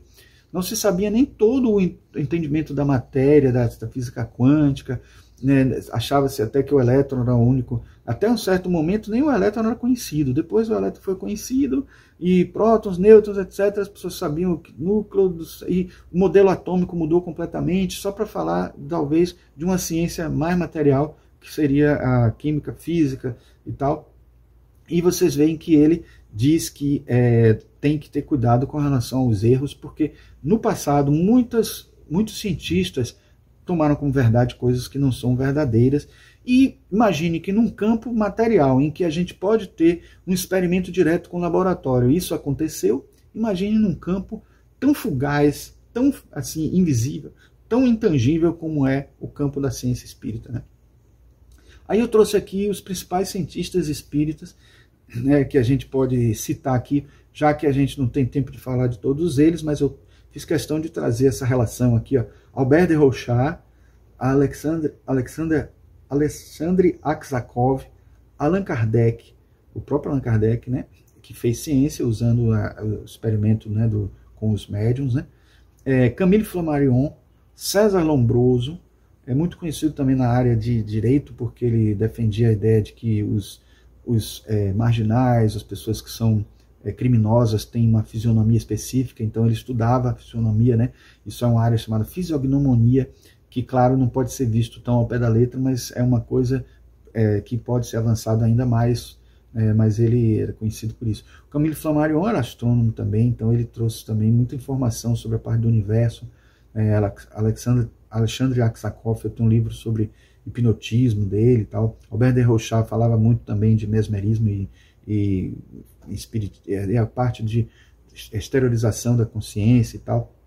Charles Richer, que eu não consideraria espírita, mas é um pesquisador que trouxe muitas informações, né? Foi praticamente o que criou a metapsíquica, né? Foi o que criou, né, a metapsíquica, que é a ciência que antecedeu a parapsicologia. Aí tem Ernesto Bosano, aí tem assim, que é italiano. Temos aqui Gabriel Delany, que eu gosto muito, que é autor de muitos livros assim, sobre reencarnação, sobre a memória das pessoas, a alma imortal, etc. Enfim, são livros bem científicos e bem interessantes, expandindo muito os horizontes da ciência espírita, né? O Hermínio de Miranda é um autor também que fala muito sobre memória, sobre reencarnação. Eu tenho A Memória e o Tempo, um livro dele em 2 partes, da coleção científica da Edicel, que eu ainda vou comentar sobre esse livro aqui. Hernani Guimarães Andrade, né, que já morreu há pouco tempo, mas ele trouxe para a gente também muitas informações da ciência espírita. Tem o livro Psiquântico, né, tem o Espírito, Perispírito e Alma, tem a Teoria Corpuscular do Espírito. É um cientista e tanto que trouxe muitas contribuições. Tem até vídeos aqui nosso falando sobre, fazendo uma resenha sobre a Teoria Corpuscular do Espírito, né? O J. Herculano Pires também, que ele trabalha muito mais a filosofia, mas também, em alguns momentos, também a ciência, porque até o livro que eu estudei, o primeiro livro que eu estudei de ciência espírita, que é Parapsicologia Hoje e Amanhã, era de José Herculano Pires, um grande escritor, e tinha um cuidado muito grande com a coerência do que ele estava escrevendo. Jorge André é um médico espírita que eu tive a oportunidade de assistir palestra dele aqui em Salvador, até na Faculdade de Medicina da UFBA, eu assisti a aulas dele. É muito bom o trabalho dele, né? Os seus núcleos de potenciação, o estudo da energética do psiquismo e tantos outros livros, até de psicologia espírita e tal. Ele trabalha muito Jung, trabalha muito Pietro Baldi com a grande síntese, trabalha até algumas coisas da teosofia também, incluindo, trazendo à tona, e muitas obras psicografadas por Chico Xavier, ele recorria também, né, numa abordagem científica, principalmente as obras de André Luiz, aquelas obras mais científicas, né? Leon Denis, que é um verdadeiro filósofo, mas sempre que ele podia também trazia conceitos científicos, então ele seria mais da parte da filosofia da ciência em si. E por último, William Crookes, talvez de todos esses aqui seja o mais cientista, assim, no sentido mais genérico da palavra, porque ele é um dos cientistas célebres conhecedores, né? Criou a ampola de Crookes, descobriu o elemento químico tálio, e ele também descobriu o plasma, né? Que a gente vai falar daqui a pouco, né? O estado plasma da matéria. Então, William Crookes é também um grande exemplo de cientista espírita. Aí tem aqui, né, mais algumas ilustrações, o próprio William Crookes aqui, e os vários autores espíritas que eu falei aqui nesse instante. Aqui o Joseph Banks Heine, que pesquisava parapsicologia. Então eu acho interessante a gente perceber esse apanhado de informações sobre eles. E aqui eu trouxe só alguns que a gente vai abordar um pouco mais, né? Que é o que eu falei do estado plasma, né? Então, dentro da ciência espírita, a gente tem o sólido, a gente pode dizer que existe o sólido, o líquido, o gasoso e o estado plasma. Eu me lembro que quando eu era da juventude, eu estudei muito o corpo bioplasmático, né? Como era chamado pelos russos, naquele livro Experiências Psíquicas Além da Cortina de Ferro. Então, o estado plasma é um estado que é mais sutil do que o gasoso, porque as partículas se separam tanto que chegam a separar as partículas existentes dentro do núcleo e dentro da eletrosfera. Então, você tem elas dispersas, criando íons. Então, você tem o núcleo de um lado e a eletrosfera do outro. Então, você cria íons positivo e negativo. E aí, por isso que muitos falam que o plasma é um gás ionizado, porque você separa o núcleo da eletrosfera. E aí, imagine que se do sólido para o líquido tem uma diferença de sutileza, né? O líquido é mais sutil, porque as partículas são mais afastadas entre si. O gasoso ainda mais afastadas em movimento. O plasma mais afastado ainda.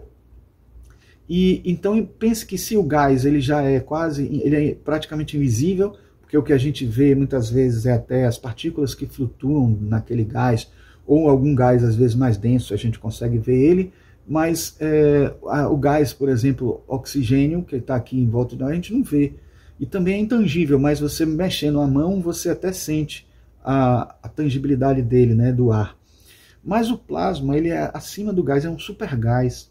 E foi descoberto por William Crookes, que ele chamava de matéria radiante. Eu botei aqui energia radiante, mas o termo que ele usava era matéria radiante. E essa matéria radiante, pense que depois foi conhecida como quarto estado da matéria, que é o plasma. E aí, uma coisa interessante que alguém pode dizer assim, mas se o plasma pode ser o constituinte do nosso perispírito, como muitos os russos diziam, muitos russos quando pesquisaram lá e descobriram e chamaram isso de corpo bioplasmático, né? Como que explica o fato de esse plasma não ser quente, né? Já que para poder você manter essa separação entre íons, né? Entre núcleo e eletrosfera, precisaria de uma temperatura altíssima, assim como a gente vê aqui, ó, um sólido que se torna líquido quando ele é aquecido, um líquido que se torna gasoso quando ele é aquecido e um plasma que se torna plasmático quando aquecido, quando um gás é aquecido. Mas só que acontece o seguinte, assim como a gente pode fazer dentro da fisicoquímica, a gente pode fazer transitar um sólido para líquido, ou líquido para sólido, pode liquefazer, pode fazer vaporizar determinado líquido, pode virar vapor com uma temperatura. Existe também elementos que são naturalmente sólidos, elementos que são naturalmente líquidos, como a própria água, que não é um elemento, é uma mistura de elementos, é uma substância, né? Mas, por exemplo, o mercúrio é um metal líquido, né? E muitos outros não metais também líquidos, a gente pode dizer que estão nessa categoria, que são naturalmente líquidos sem precisar serem aquecidos para se tornarem líquidos. Haja visto, o nosso próprio corpo ele é formado de sólidos, líquidos, gases e plasma, a gente vai ver. Então, assim, no ar a gente também tem, por exemplo, líquidos que podem ser gaseificados, né, vaporizados e tal, mas tem gases naturais, os gases nobres, né, que são o neônio, o criptônio e tal, e a gente tem, assim, eles já naturalmente gases. Então, o que o William Crookes afirmava é que também existem elementos que são naturalmente plasmas. Só que pense que já é difícil estudar os gases, né, porque precisam ser comprimidos para se transformar em líquidos ou colocados em um determinado local fechado para poder a gente detectar a existência deles, ou alguns deles podem ser melhor vistos porque eles até são perceptíveis, visíveis, etc. Mas, no caso de um plasma, como é que um cientista experimenta o plasma? Então é uma área das menos conhecidas, das menos estudadas, mas pensem que o plasma é o constituinte eu diria, do constituinte do duplo etérico, se a gente for mais preciso, né? Se quiser ser mais preciso, ele é o constituinte do nosso duplo etérico, que é o corpo sutil que está mais próximo de nós. Então ele é feito de plasma, e quando a gente se irrita e fica nervoso e fica todo vermelho, aquilo ali é o sangue, obviamente, que está se concentrando em algum lugar. Mas a gente aquece, faz com que o sangue precise chegar à superfície da pele até para poder diminuir essa temperatura, esse calor. Esse calor é gerado pelo plasma. Porque pense que quando a gente fica com raiva, o que é que primeiro, o que é que dá o start ao processo? É o corpo? Não. Quem dá o start ao processo é a mente, é a emoção. Eu fico com raiva porque eu vejo alguma coisa, então mentalmente tem uma coisa que me irrita, alguém falou alguma coisa para você, a gente ouviu aquela coisa, a mente constatou que aquilo é um absurdo, fica indignada, aí gera uma emoção que já é no astral, no corpo mental, e depois o corpo espiritual, que seria o perispírito, e depois é que vem atingir o corpo. Então, quando atinge um corpo, passa pelo duplo etérico. O duplo etérico, nessa vibração neuronial e energética, essa vibração do calor, da raiva, de alguma coisa que a gente faz, isso vai se transmitir na aura.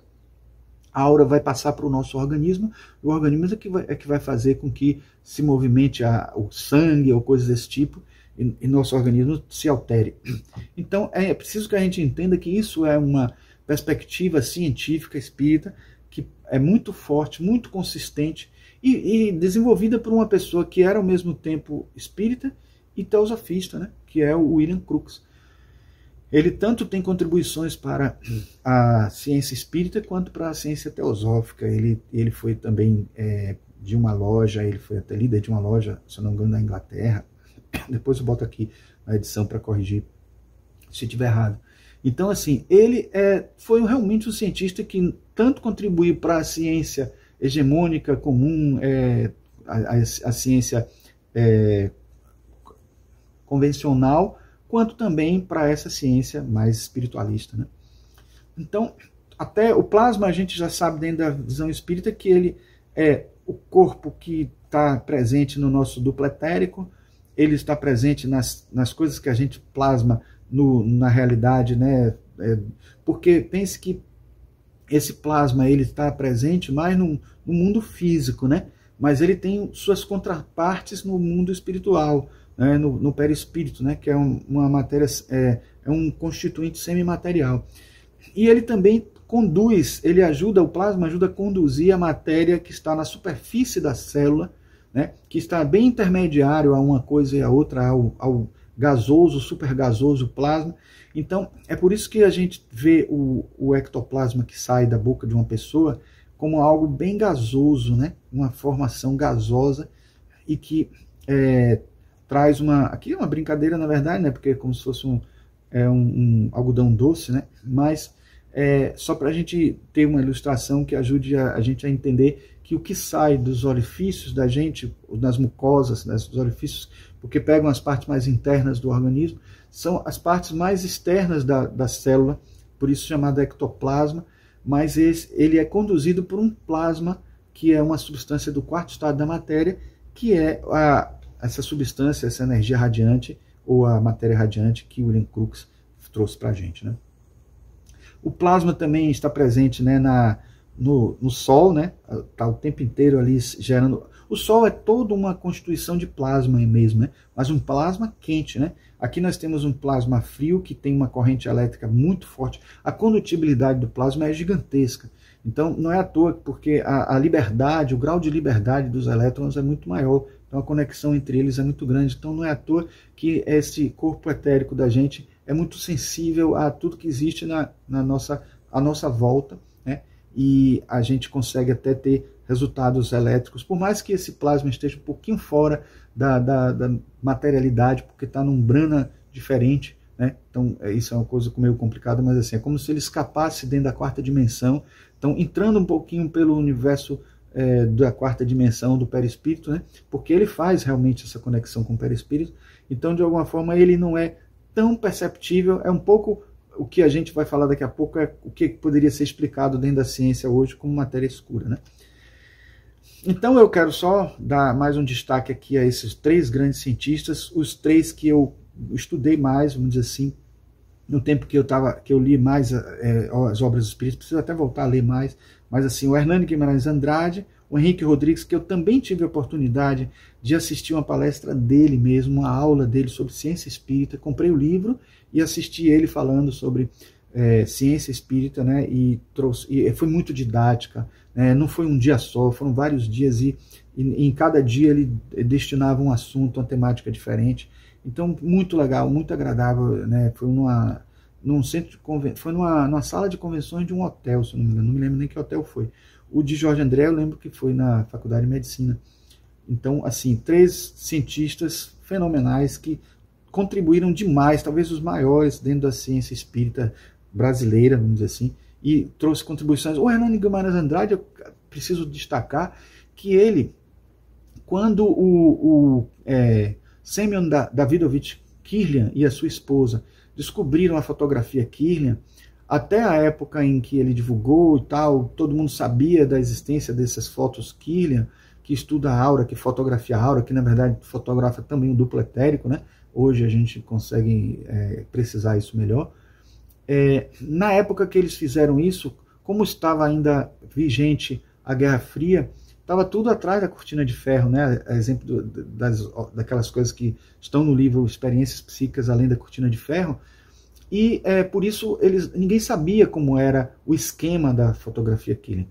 Mas ele, sendo um engenheiro eletricista, tanto ele como Henrique Rodrigues, os 2 juntos trabalharam no sentido de descobrir qual seria a estrutura, né? O mecanismo ou o funcionamento de uma máquina Kirlian.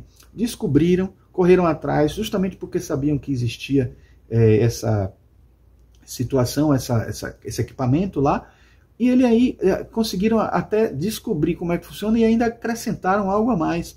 Eles conseguiram tirar fotos coloridas, coisa que o Kirlian não estava conseguindo ainda. Então, o esquema da máquina Kirlian colorida, que foi para o mundo, aliás, o único esquema que foi para o mundo, porque os russos não liberaram, foi o deles 2.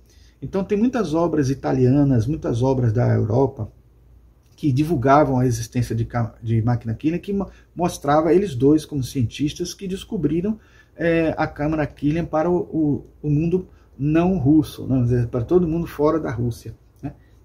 Claro que também os russos não tinham esse acesso não, viu? Só os cientistas lá que ficavam guardando esse segredo, pensando que isso poderia ser usado até futuramente para poder ganhar guerra ou coisas desse tipo, porque isso não é da agora que existe essa postura dos russos, né? Então, assim, esses 2 aqui trabalharam juntos, né, no estudo da aura também, né, aquilo que eu falei, o esquema da máquina Kirlian, tá vendo? Eu nem lembrava que eu tinha colocado essa imagem aqui, mostrando esse esquema, né, em livros italianos, tanto que isso aqui, se eu não me engano, é até num livro italiano essa foto que eu tirei. Então, daí divulgou para o mundo todo, né? E eu acho que depois nem foi colocado o esquema de Kirlian, só acho que depois, muito tempo depois, mas nem era mais vantagem, porque esse superava em termos de efeitos e resultados, né? Então aqui trouxe mais alguns exemplos de cientistas, mas esses aqui não poderíamos nem dizer que são cientistas espíritas, né? Mas a contribuição de todos eles são dentro da nossa área espiritual, né?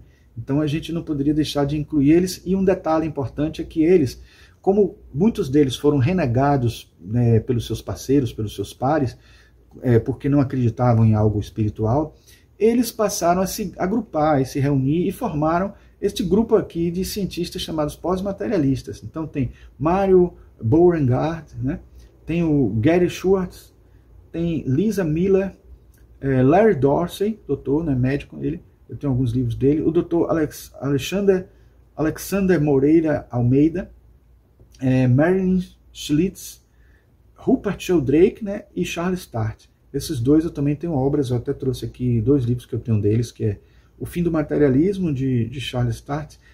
Eu acho até que foi o próprio Charles Start que teve a iniciativa de fazer um manifesto que explicava o que era o cientista pós-materialista, aquele que acreditava, além de toda a sua ciência material, acreditava também no mundo transcendente e não se esquivava de pesquisar coisas dentro dessa área espiritualista, e aí é que se formou esse grupo aqui, muito interessante, e eles não ficaram mais sendo renegados, entre outros, porque já viram que já tem um número muito grande de pessoas que acreditam também, e alguns deles, inclusive, não acreditavam antes, mas pelas próprias pesquisas que fizeram, acabaram passando a acreditar e mudaram sua epistemologia, né? Allan Kardec diz aqui, né, no livro A Gênese, o seguinte: caminhando de par com o progresso, o espiritismo jamais será ultrapassado, porque se novas descobertas lhe demonstrassem estar em erro acerca de um ponto qualquer, ele se modificará nesse ponto. Se uma verdade nova se revelar, ele a aceitará. Então é nesse sentido aí que a gente falou há pouco, que realmente o espiritismo acaba tendo essa abertura, por mais positivista que seja, tem essa abertura para se render a realidades materiais que possam ser confirmadas, modificando a ideia do espiritismo. Só que um detalhe importante é que isso também é uma postura positivista, né? Uma postura que está colocando a ciência como aquela que determina o que é verdade ou não. Então lembrem-se do que eu falei do regime de validade. Talvez isso tenha que ser um pouco flexibilizado, principalmente considerando que hoje em dia os cientistas, quando descobrem alguma coisa que seria uma explicação, como por exemplo o caso das supercordas, as supercordas estão mostrando aí que existem várias dimensões, e quem sabe essas várias dimensões não são as dimensões que os espíritas chamavam de mundo espiritual. Aí o cientista acaba dizendo assim, pô, tá vendo? Tudo que vocês diziam que era espiritual tem uma explicação científica, e está aqui a explicação científica. Enquanto os espíritas podem dizer assim, não, mas tudo que vocês estão constatando agora eu já falava há muito tempo antes. Então, quem disse que o espiritismo não admite que possa ter uma explicação científica, né? O problema é que eles, quando admitem, eles admitem parcialmente, admitem só o que eles conseguiram constatar. E a gente vai mais além, porque esses mundos outros, né, esses vários mundos, essas dimensões, elas são as dimensões em que nós mesmos aqui estamos também como espíritos, né, como seres transcendentes, como perispírito, etc, etc. Então, é importante que a gente deixe bem claro isso, que assim, a gente se rende a uma realidade que aparece, mas a gente não se rende se for uma explicação, na verdade, que não negue a nossa realidade. Então precisa realmente negar, né, algo que com uma confirmação bem forte, bem grande, bem séria, e ao mesmo tempo é preciso a gente entender que o que eles constatam lá, muitas vezes eles constatam que o espiritismo está certo, né? Algumas experimentações científicas mostram que o tempo inteiro o espiritismo estava certo, mas eles caminham para uma outra realidade, afirmando que a explicação é essa e que a explicação está no mundo material ou coisas desse tipo. Mas aí já não é ciência, como eu disse a vocês nesse instante, já é filosofia. Então é óbvio que eles vão ter constatações muitas vezes de coisas que não seriam provas cabais de uma realidade espiritual, mas são provas cabais de que existe algo além do material, algo que é muito mais complexo do que eles podem imaginar, do que eles podem conceber ou que concebiam até pouco tempo atrás. E nós espíritas poderíamos usar isso como dentro da nossa filosofia dando uma interpretação, e eles, dentro da filosofia deles, né, os materialistas, dando outra. Felizmente, nós temos hoje cientistas pós-materialistas que vão dar a gente também uma filosofia dentro de uma pessoa que pesquisa, uma filosofia que é constatada por alguém que pesquisa mesmo. Não é alguém que só elocubra dizendo assim, ó, até aqui eu acredito como verdade, daqui para frente eu não acredito e nem vou investigar, porque não tem necessidade de investigar, porque eu não acredito. Aí fica difícil, né? Porque aí realmente não está tendo uma postura científica, né? Está tendo uma postura ateia, uma postura religiosa ateia. A pessoa que, já que ela não acredita, ela não vai nem experimentar, nem pesquisar. Então, até para você saber se deve acreditar, ou se pode acreditar, ou se tem parâmetros para acreditar, é preciso confirmar, é preciso ter alguma experimentação, né? Que seja uma experimentação física, que seja uma experimentação psicológica, que seja uma experimentação sociológica na área humana, também é preciso experimentar tudo isso. No livro dos Espíritos, nós temos uma passagem assim, falando de alguns exemplos práticos dos pontos a serem modificados sobre a ciência, que são, 1. Geração espontânea, que é uma questão 46 do Livro dos Espíritos, formação dos planetas via cometas, né? questão 40 do Livro dos Espíritos, a nebulosa geratriz, do capítulo 6, né, item 22 de A Gênese, que essa daqui pode até ter um fundo de verdade, porque antes, quando eu coloquei, eu estava considerando como se essa fosse a criação do universo, a criação do nosso universo de hoje, que é pelo Big Bang, né, que é aceito, mas aqui essa nebulosa geratriz é para considerar a formação das galáxias, a formação dos universos, que realmente pode ser pela concentração usando nebulosas geratrizes. Porque primeiro tem a grande explosão, depois tem aglomeração para poder formar as galáxias, etc. E por último tem Júpiter com 4 satélites, né? Uma coisa também que foi considerado equívoco, e aí a gente não pode também dizer assim, não, os espíritos são perfeitos, os espíritos dizem tudo como uma verdade, fica naquela ilusão, naquela maluquice de que tudo que está no Livro dos Espíritos é uma verdade absoluta, tudo que está na Gênesis, tudo que está no Pentateuco. Isso para mim é um fundamentalismo espírita, né? Porque a gente até critica algumas religiões, muitas vezes, né? Coisa que não deveria fazer, né? Mas que são aquelas que acreditam piamente, sem ter uma fé raciocinada. Eu acho que a religião tem o seu direito, as pessoas têm o direito de pensar até de uma maneira que não seja raciocinada, que não seja dentro de uma lógica, etc, etc, que é o plano de crença daquela religião, o plano de crença da pessoa, que pode ter esta mesma forma de pensar que a religião ou não, ou pode até ter uma boa parte daquela religião ele acreditando e outra parte não, porque a gente não precisa também acreditar em 100% que uma religião nos diz. E um pensamento coerente dentro de um plano de coerência com a realidade da ciência, a gente não pode fazer com que essas coisas que a gente sabe que são não científicas, são só informações que não eram conhecidas na época muito bem, e os próprios espíritos não eram estudiosos para isso, os próprios espíritos não usaram uma habilidade extranormal para poder constatar, para dizer assim, Júpiter tem 4 satélites e tal, ou a informação que eles deram, de repente, veio de uma outra informação equivocada de constatação anterior. Tem muitos espíritos que usam terminologias religiosas. Então, por exemplo, a gente vê lá um espírito, não sei se é Santo Agostinho, que fala do dogma da reencarnação. Então, assim, usando afirmações que são vindas da sua própria religião de quando era encarnado. Então, isso é natural que aconteça, gente, porque esses espíritos, eles, por serem espíritos fora do corpo, eles não se tornam espíritas, né? Eles podem ter um campo filosófico, um campo de coerência filosófica lá dentro da sua religião, da religião que ele tinha quando era encarnado.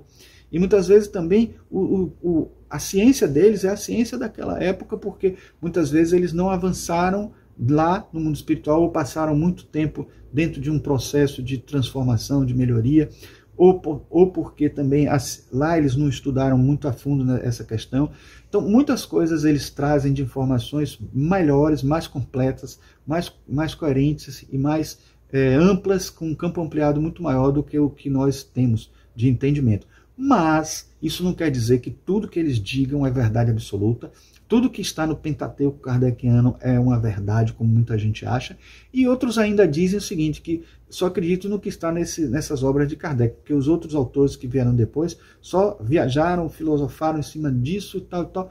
É outro equívoco absurdo, porque muitos outros filósofos também seguiram a linha de coerência espírita. Se tem um ou outro que foge, se tem um ou outro que era charlatão, que recebeu espírito que não era espírito na verdade, ou espírito zombeteiro, ou espírito que não estava a fim de ajudar, isso pode acontecer? Pode. Mas é para isso que a gente precisa ter um cuidado de discernimento do que a gente lê. Mas também não precisa ter, nem deve ter, aquela postura de achar que só o que foi dito por algumas obras, ou por Allan Kardec, é que é verdadeiro e pronto. A gente tem o direito e pode escolher aqueles autores que a gente acredita mais. Isso é uma constatação que cada um tem. Agora, não é talvez uma postura das mais interessantes para o espírita, considerando que o espiritismo tem uma liberdade também de pensamento grande. Tem um plano de coerência? Tem um plano de crença? Tem. Mas cada um de nós podemos ser espíritas, mesmo não sendo 100% crente em tudo que está no espiritismo. Se quiser alguém mais rigoroso, considerar que nós não somos espíritas, somos simpatizantes do espiritismo, tudo bem. Eu não me incomodo que alguém, sendo muito rigoroso, me considere simpatizante só por isso. Mas o fato é que eu me considero espírita porque eu não acho que esses ensinamentos tiram de mim a condição de ser espírita, né, com toda a possível flexibilidade de entendimento que tem. Eu não vou estar deturpando o espiritismo por causa disso, eu só estou simplesmente tendo um plano de coerência meu, que eu analiso a partir do que eu tenho estudado, tenho lido em vários autores. Então, por exemplo, tem autores que, dentro do espiritismo, aceitam e não aceitam o Pietro Baldi. Tem autores que não aceitam nem André Luiz, nem Chico Xavier, nem obras psicografadas que não sejam as obras lá de Allan Kardec. Tem autores que não aceitam Edgar Moon, que acham que ele também é muito místico, esotérico. Tem gente que até rejeita o próprio Jorge Andréa, porque ele traz pensamentos teosóficos e filosofias, né, científicas, enfim, tem diferentes linhas que eu acho que cada um tem o seu direito de pensar. O problema para mim, na minha opinião, assim, mesmo eu sabendo que a pessoa tem o direito, né, e eu compreendo até as pessoas que têm esse pensamento, mas eu acho que sim, um pensamento que de certa forma traz um pouco de rigidez à crença da pessoa, é aquela que só acredita que espiritismo é só o que Allan Kardec trouxe. Allan Kardec disse ele mesmo que poderiam ter variações em função da própria ciência. Ele disse que o saber dele também estava limitado ao que ele tinha condições de saber naquela época, então tudo que foi constatado depois por outros, né, e por outros filósofos espíritas, por outros cientistas espíritas, estariam englobados, estariam incluídos. Se a gente quer rejeitar ou não quer, por não achar coerente, tudo bem, faz parte do nosso plano de coerência. E acho que alguns autores foram muito felizes na preservação do que seria um plano de coerência mais aceitável dentro do espiritismo, como, por exemplo, o próprio Herculano Pires, o Deolindo Amorim, vários autores que conseguiram, talvez, trazer assim, trazer para o plano de coerência da maioria de nós espíritas coisas que são válidas e tirar coisas que não são, separar o joio do trigo. Isso é uma coisa válida, é verdadeira. Mas isso também não quer dizer que só aquilo que eles disseram é verdade e que os outros não têm razão, porque a gente pode entender que essas coisas variam de pessoa para pessoa, porque cada cabeça é um mundo.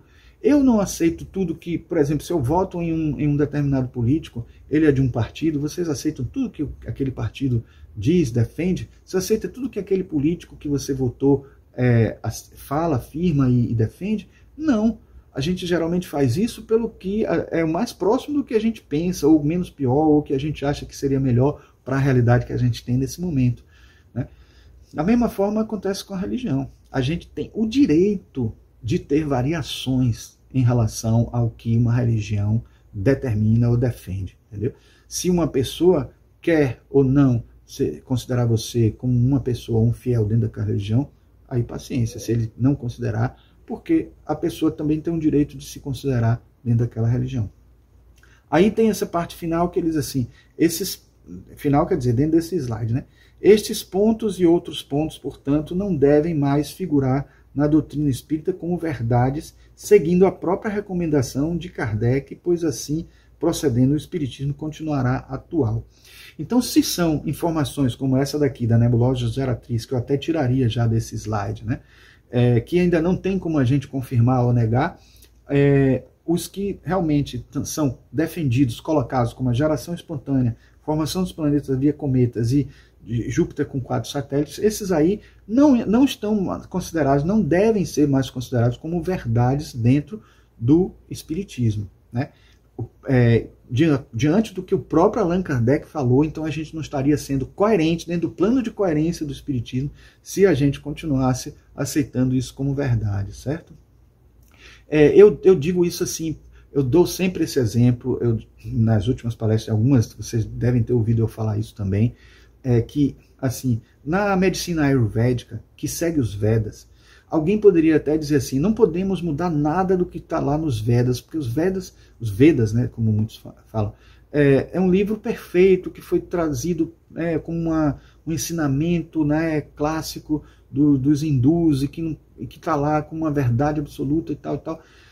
Os próprios yogis hinduístas perceberam que pequenas variações que poderiam ser feitas nas afirmações dos Vedas poderiam tornar ela mais verdadeira, porque constataram com a ciência, porque a medicina ayurvédica é baseada nos Vedas, e muitas coisas que foram alteradas ao longo do tempo foram coisas, pequenos ajustes, e que tornaram ela verdadeira. Então, isso pode ser um erro até de quem trouxe para a gente, quem traduziu para o livro, ou até na hora que o ser que foi escrever, ele tentou acessar os registros acásticos lá no búdico, ele teve alguma dificuldade, deturpou. A própria Helena Blavatsky não disse que muitas vezes ela errava, e ela escrevia uma mesma página não sei quantas vezes, e ela dizia também que mesmo depois de toda essa operação poderia ter algum equívoco, algum erro.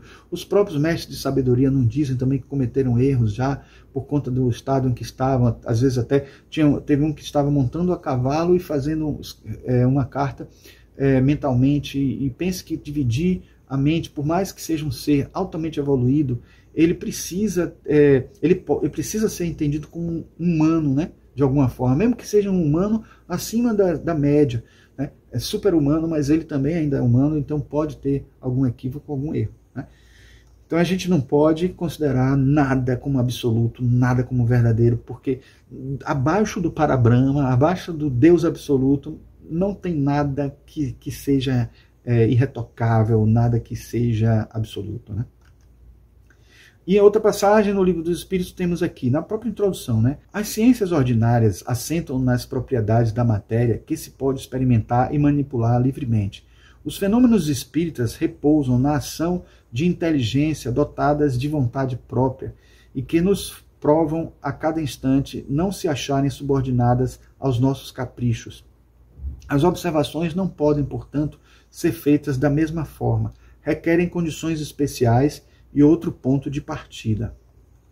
Então isso aí dá para a gente muito coisa para refletir, né? Porque se ele diz que as ciências ordinárias assentam nas propriedades da matéria, então elas têm uma realidade que pode mudar, que a gente pode atuar sobre elas, que a gente tem como experimentar usando essa ciência, pegando algumas amostras e experimentando cientificamente, ainda que essas amostras não sejam materiais, sejam humanas, sejam seres, animais, etc., como as várias ciências que atuam nesses vários objetos, né? Mas os fenômenos espíritas atuam de uma forma assim, transcendente, né? Que assim, a gente não pode manipular com tanta facilidade, a gente não tem como experimentar com tanta facilidade, então a gente tem que usar de certa forma a filosofia, né? Para poder ver o que já aconteceu, usar também assim as estatísticas, os acontecimentos, né? Os experimentos que são feitos e indiretamente nos mostram alguma realidade transcendente, né?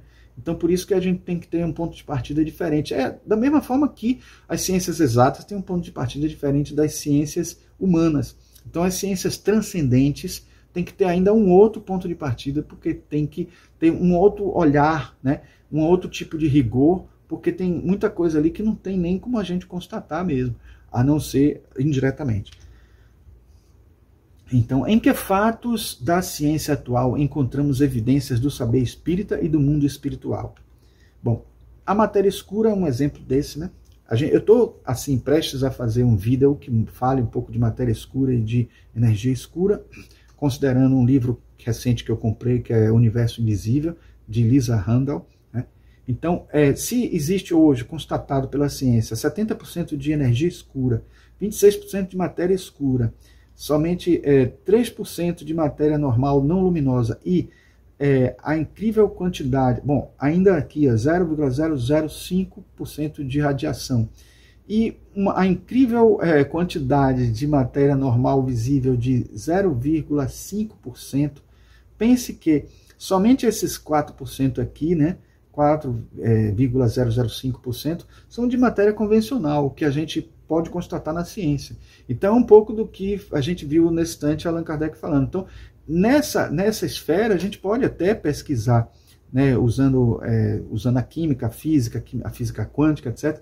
Mas sobre matéria escura e energia escura, que ainda nem é o mais transcendente, eu diria que pelas nossas constatações, a matéria escura e a energia escura estariam no campo do etérico, mas ainda no mundo físico da gente.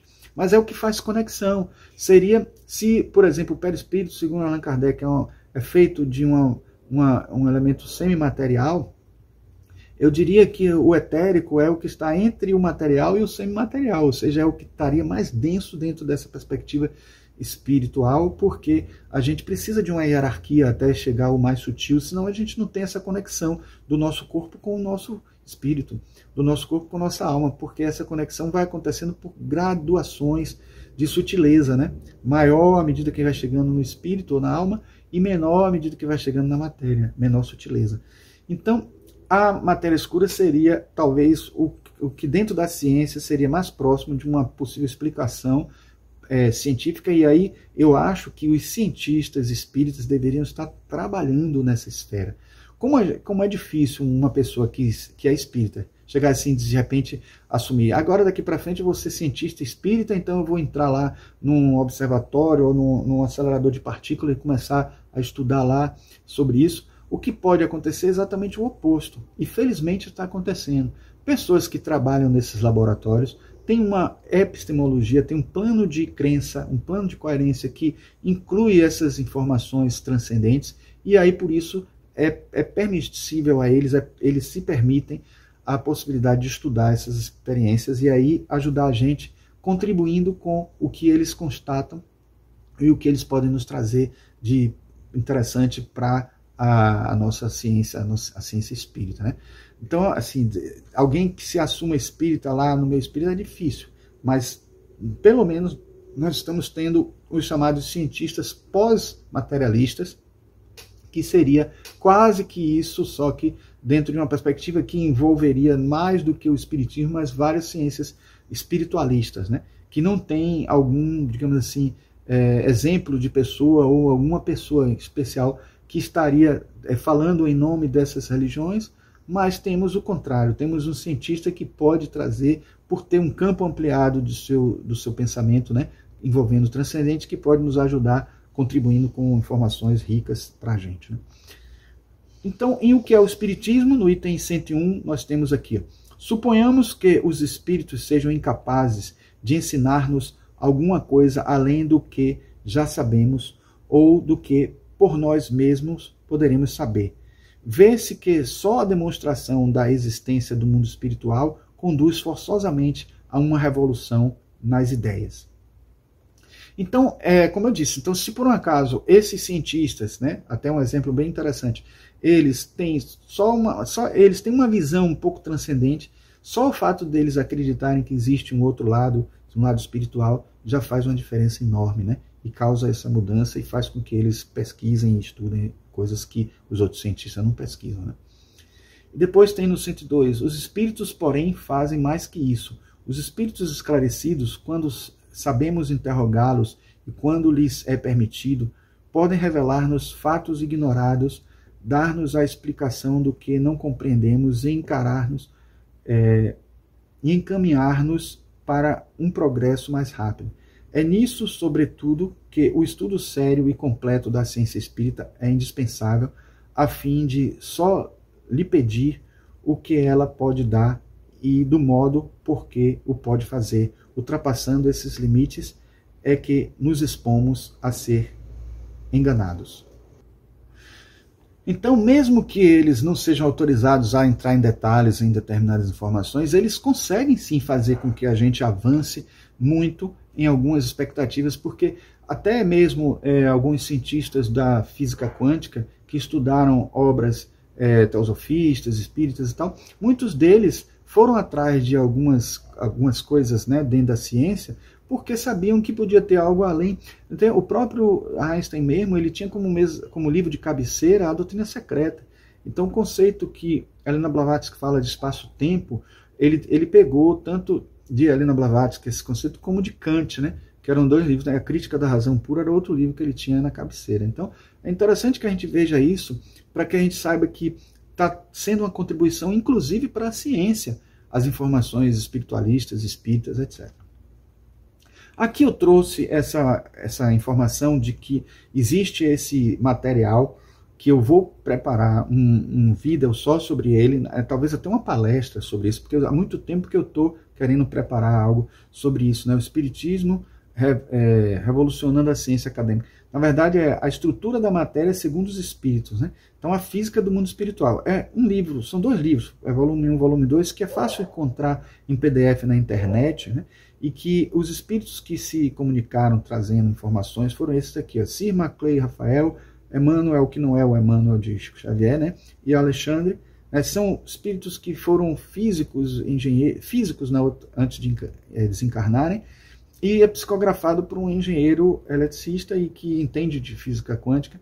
Então eu acho que vai ser uma informação muito útil. Eu não vou aprofundar aqui agora, porque eu já até falei muito sobre isso em outras palestras, mas eu quero trazer esse material mais a fundo. Eu vou até passar os slides aqui, ó, que falam de Paul Dirac, etc., porque eu devo falar mais detidamente em outro vídeo, e quando ele tiver, vocês estiverem acessando o canal, a gente vai trazer essas informações. Então eu vou passar rápido aqui, porque eu acredito que vai ser melhor se eu deixar para depois. Até aqui também uma palestra que eu pretendo fazer sobre os chakras e os buracos de minhoca, né? Ou os buracos negros, né? Trabalhando, mostrando o que há de comum entre eles, já que são portais que conectam um ponto a outro do espaço, ou um universo a outro, né? Para que esse vídeo não fique tão longo, eu vou deixar para abordar isso com mais detalhes em outro vídeo, mas eu estou passando aqui só os slides para vocês verem, né? O que a gente pretende trazer. E aí eu concluo com essa frase, né? Se a religião recusa caminhar com a ciência avança sozinha.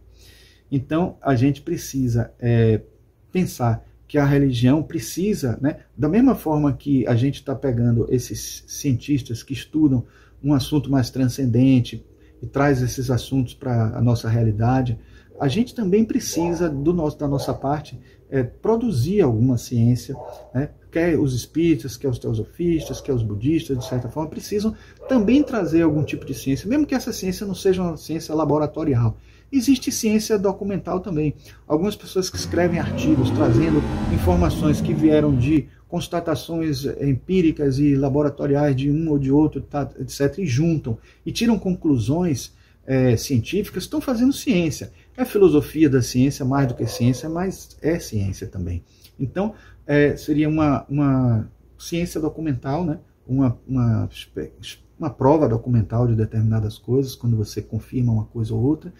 Então, esse tipo de ciência eu acho que é válido e nós podemos produzir. Eu acho que seria muito válido algumas pessoas que assistirem esse vídeo aqui participarem dessa vontade, né? Porque eu mesmo gosto muito dessa área científica e estou sempre pensando nas possibilidades que eu posso ter de contribuir para essa ciência, para confirmar, para constatar, usando astrologia, usando tarô, usando algumas outras artes divinatórias e processos de prospecção da consciência, usando a psicologia junguiana, porque a ciência que eu gostaria de experimentar mais é a que remete à psicologia, remete ao lado espiritual, às conexões com chakras, com aura, essas coisas todas. Então eu acho que nesse sentido é que eu gostaria de pesquisar mais, e acho que nesse sentido que eu gostaria de estimular também vocês a encontrarem o campo de ciência que vocês poderiam contribuir, tá? Cada um na área de vocês, né? Porque eu estou falando aqui para pessoas que podem ser médicos, físicos, professores ou de matemática, de física, de várias ciências que poderiam estar trazendo alguma contribuição e tendo uma visão transcendente e um conhecimento que pode ajudar a gente. Isso pode ser muito útil. Dentro da nossa área de arquitetura tem um conceito que é arquitetura não solicitada. É muito interessante porque, assim, ao mesmo tempo que eu sou arquiteto urbanista, eu também sou cidadão daquela cidade. E eu sei de alguma coisa que eu poderia melhorar naquela cidade, e eu posso fazer um projetinho sugerindo e dar à prefeitura doando, e aquele projeto, se ele for implementado porque a prefeitura achou válido, isso pode até ajudar o nome daquele arquiteto, se o interesse for esse. Mas o interesse maior é assim, a pessoa sendo alguém que conhece um pouco da cidade e sendo cidadão, ele poderá contribuir com uma doação, e nessa doação ele poder contribuir com uma cidade inteira. Da mesma forma, alguém que tenha um conhecimento e que seja, digamos assim, tem um conhecimento de uma área bem específica, aprofundado, fez doutorado, fez PhD, e também tem uma visão espiritualista para ajudar as pessoas a aceitarem um pouco mais, fazer uma conciliação, tentar fazer um paralelo, analogias entre o saber que você tem e o saber espiritualista, esotérico, espírita, etc., pode ser de grande validade, não só para você, mas para toda a humanidade, para todas as pessoas, dando uma contribuição muito grande para o saber humano, tá? Então era isso que eu queria trazer para vocês dentro dessa palestra. Trouxe algumas coisas diferentes do que eu falei na época, né, obviamente, mas espero que vocês tenham gostado. Se gostaram, deixem um like aí, se inscrevam no canal, marquem naquela parte todas para poder receberem notificações toda vez que a gente trouxer um vídeo novo aqui no canal, certo? Indiquem para outras pessoas, façam comentários dentro do possível. Por favor, façam mesmo comentários, ajuda muito. E o like também vai ajudar muito a gente nesse canal para que a gente possa manter essa família que trata aqui sim de cultura esotérica, espírita, espiritualista, teosofista, junguiana, etc. Tá? Então, nos vemos no próximo vídeo e um grande abraço.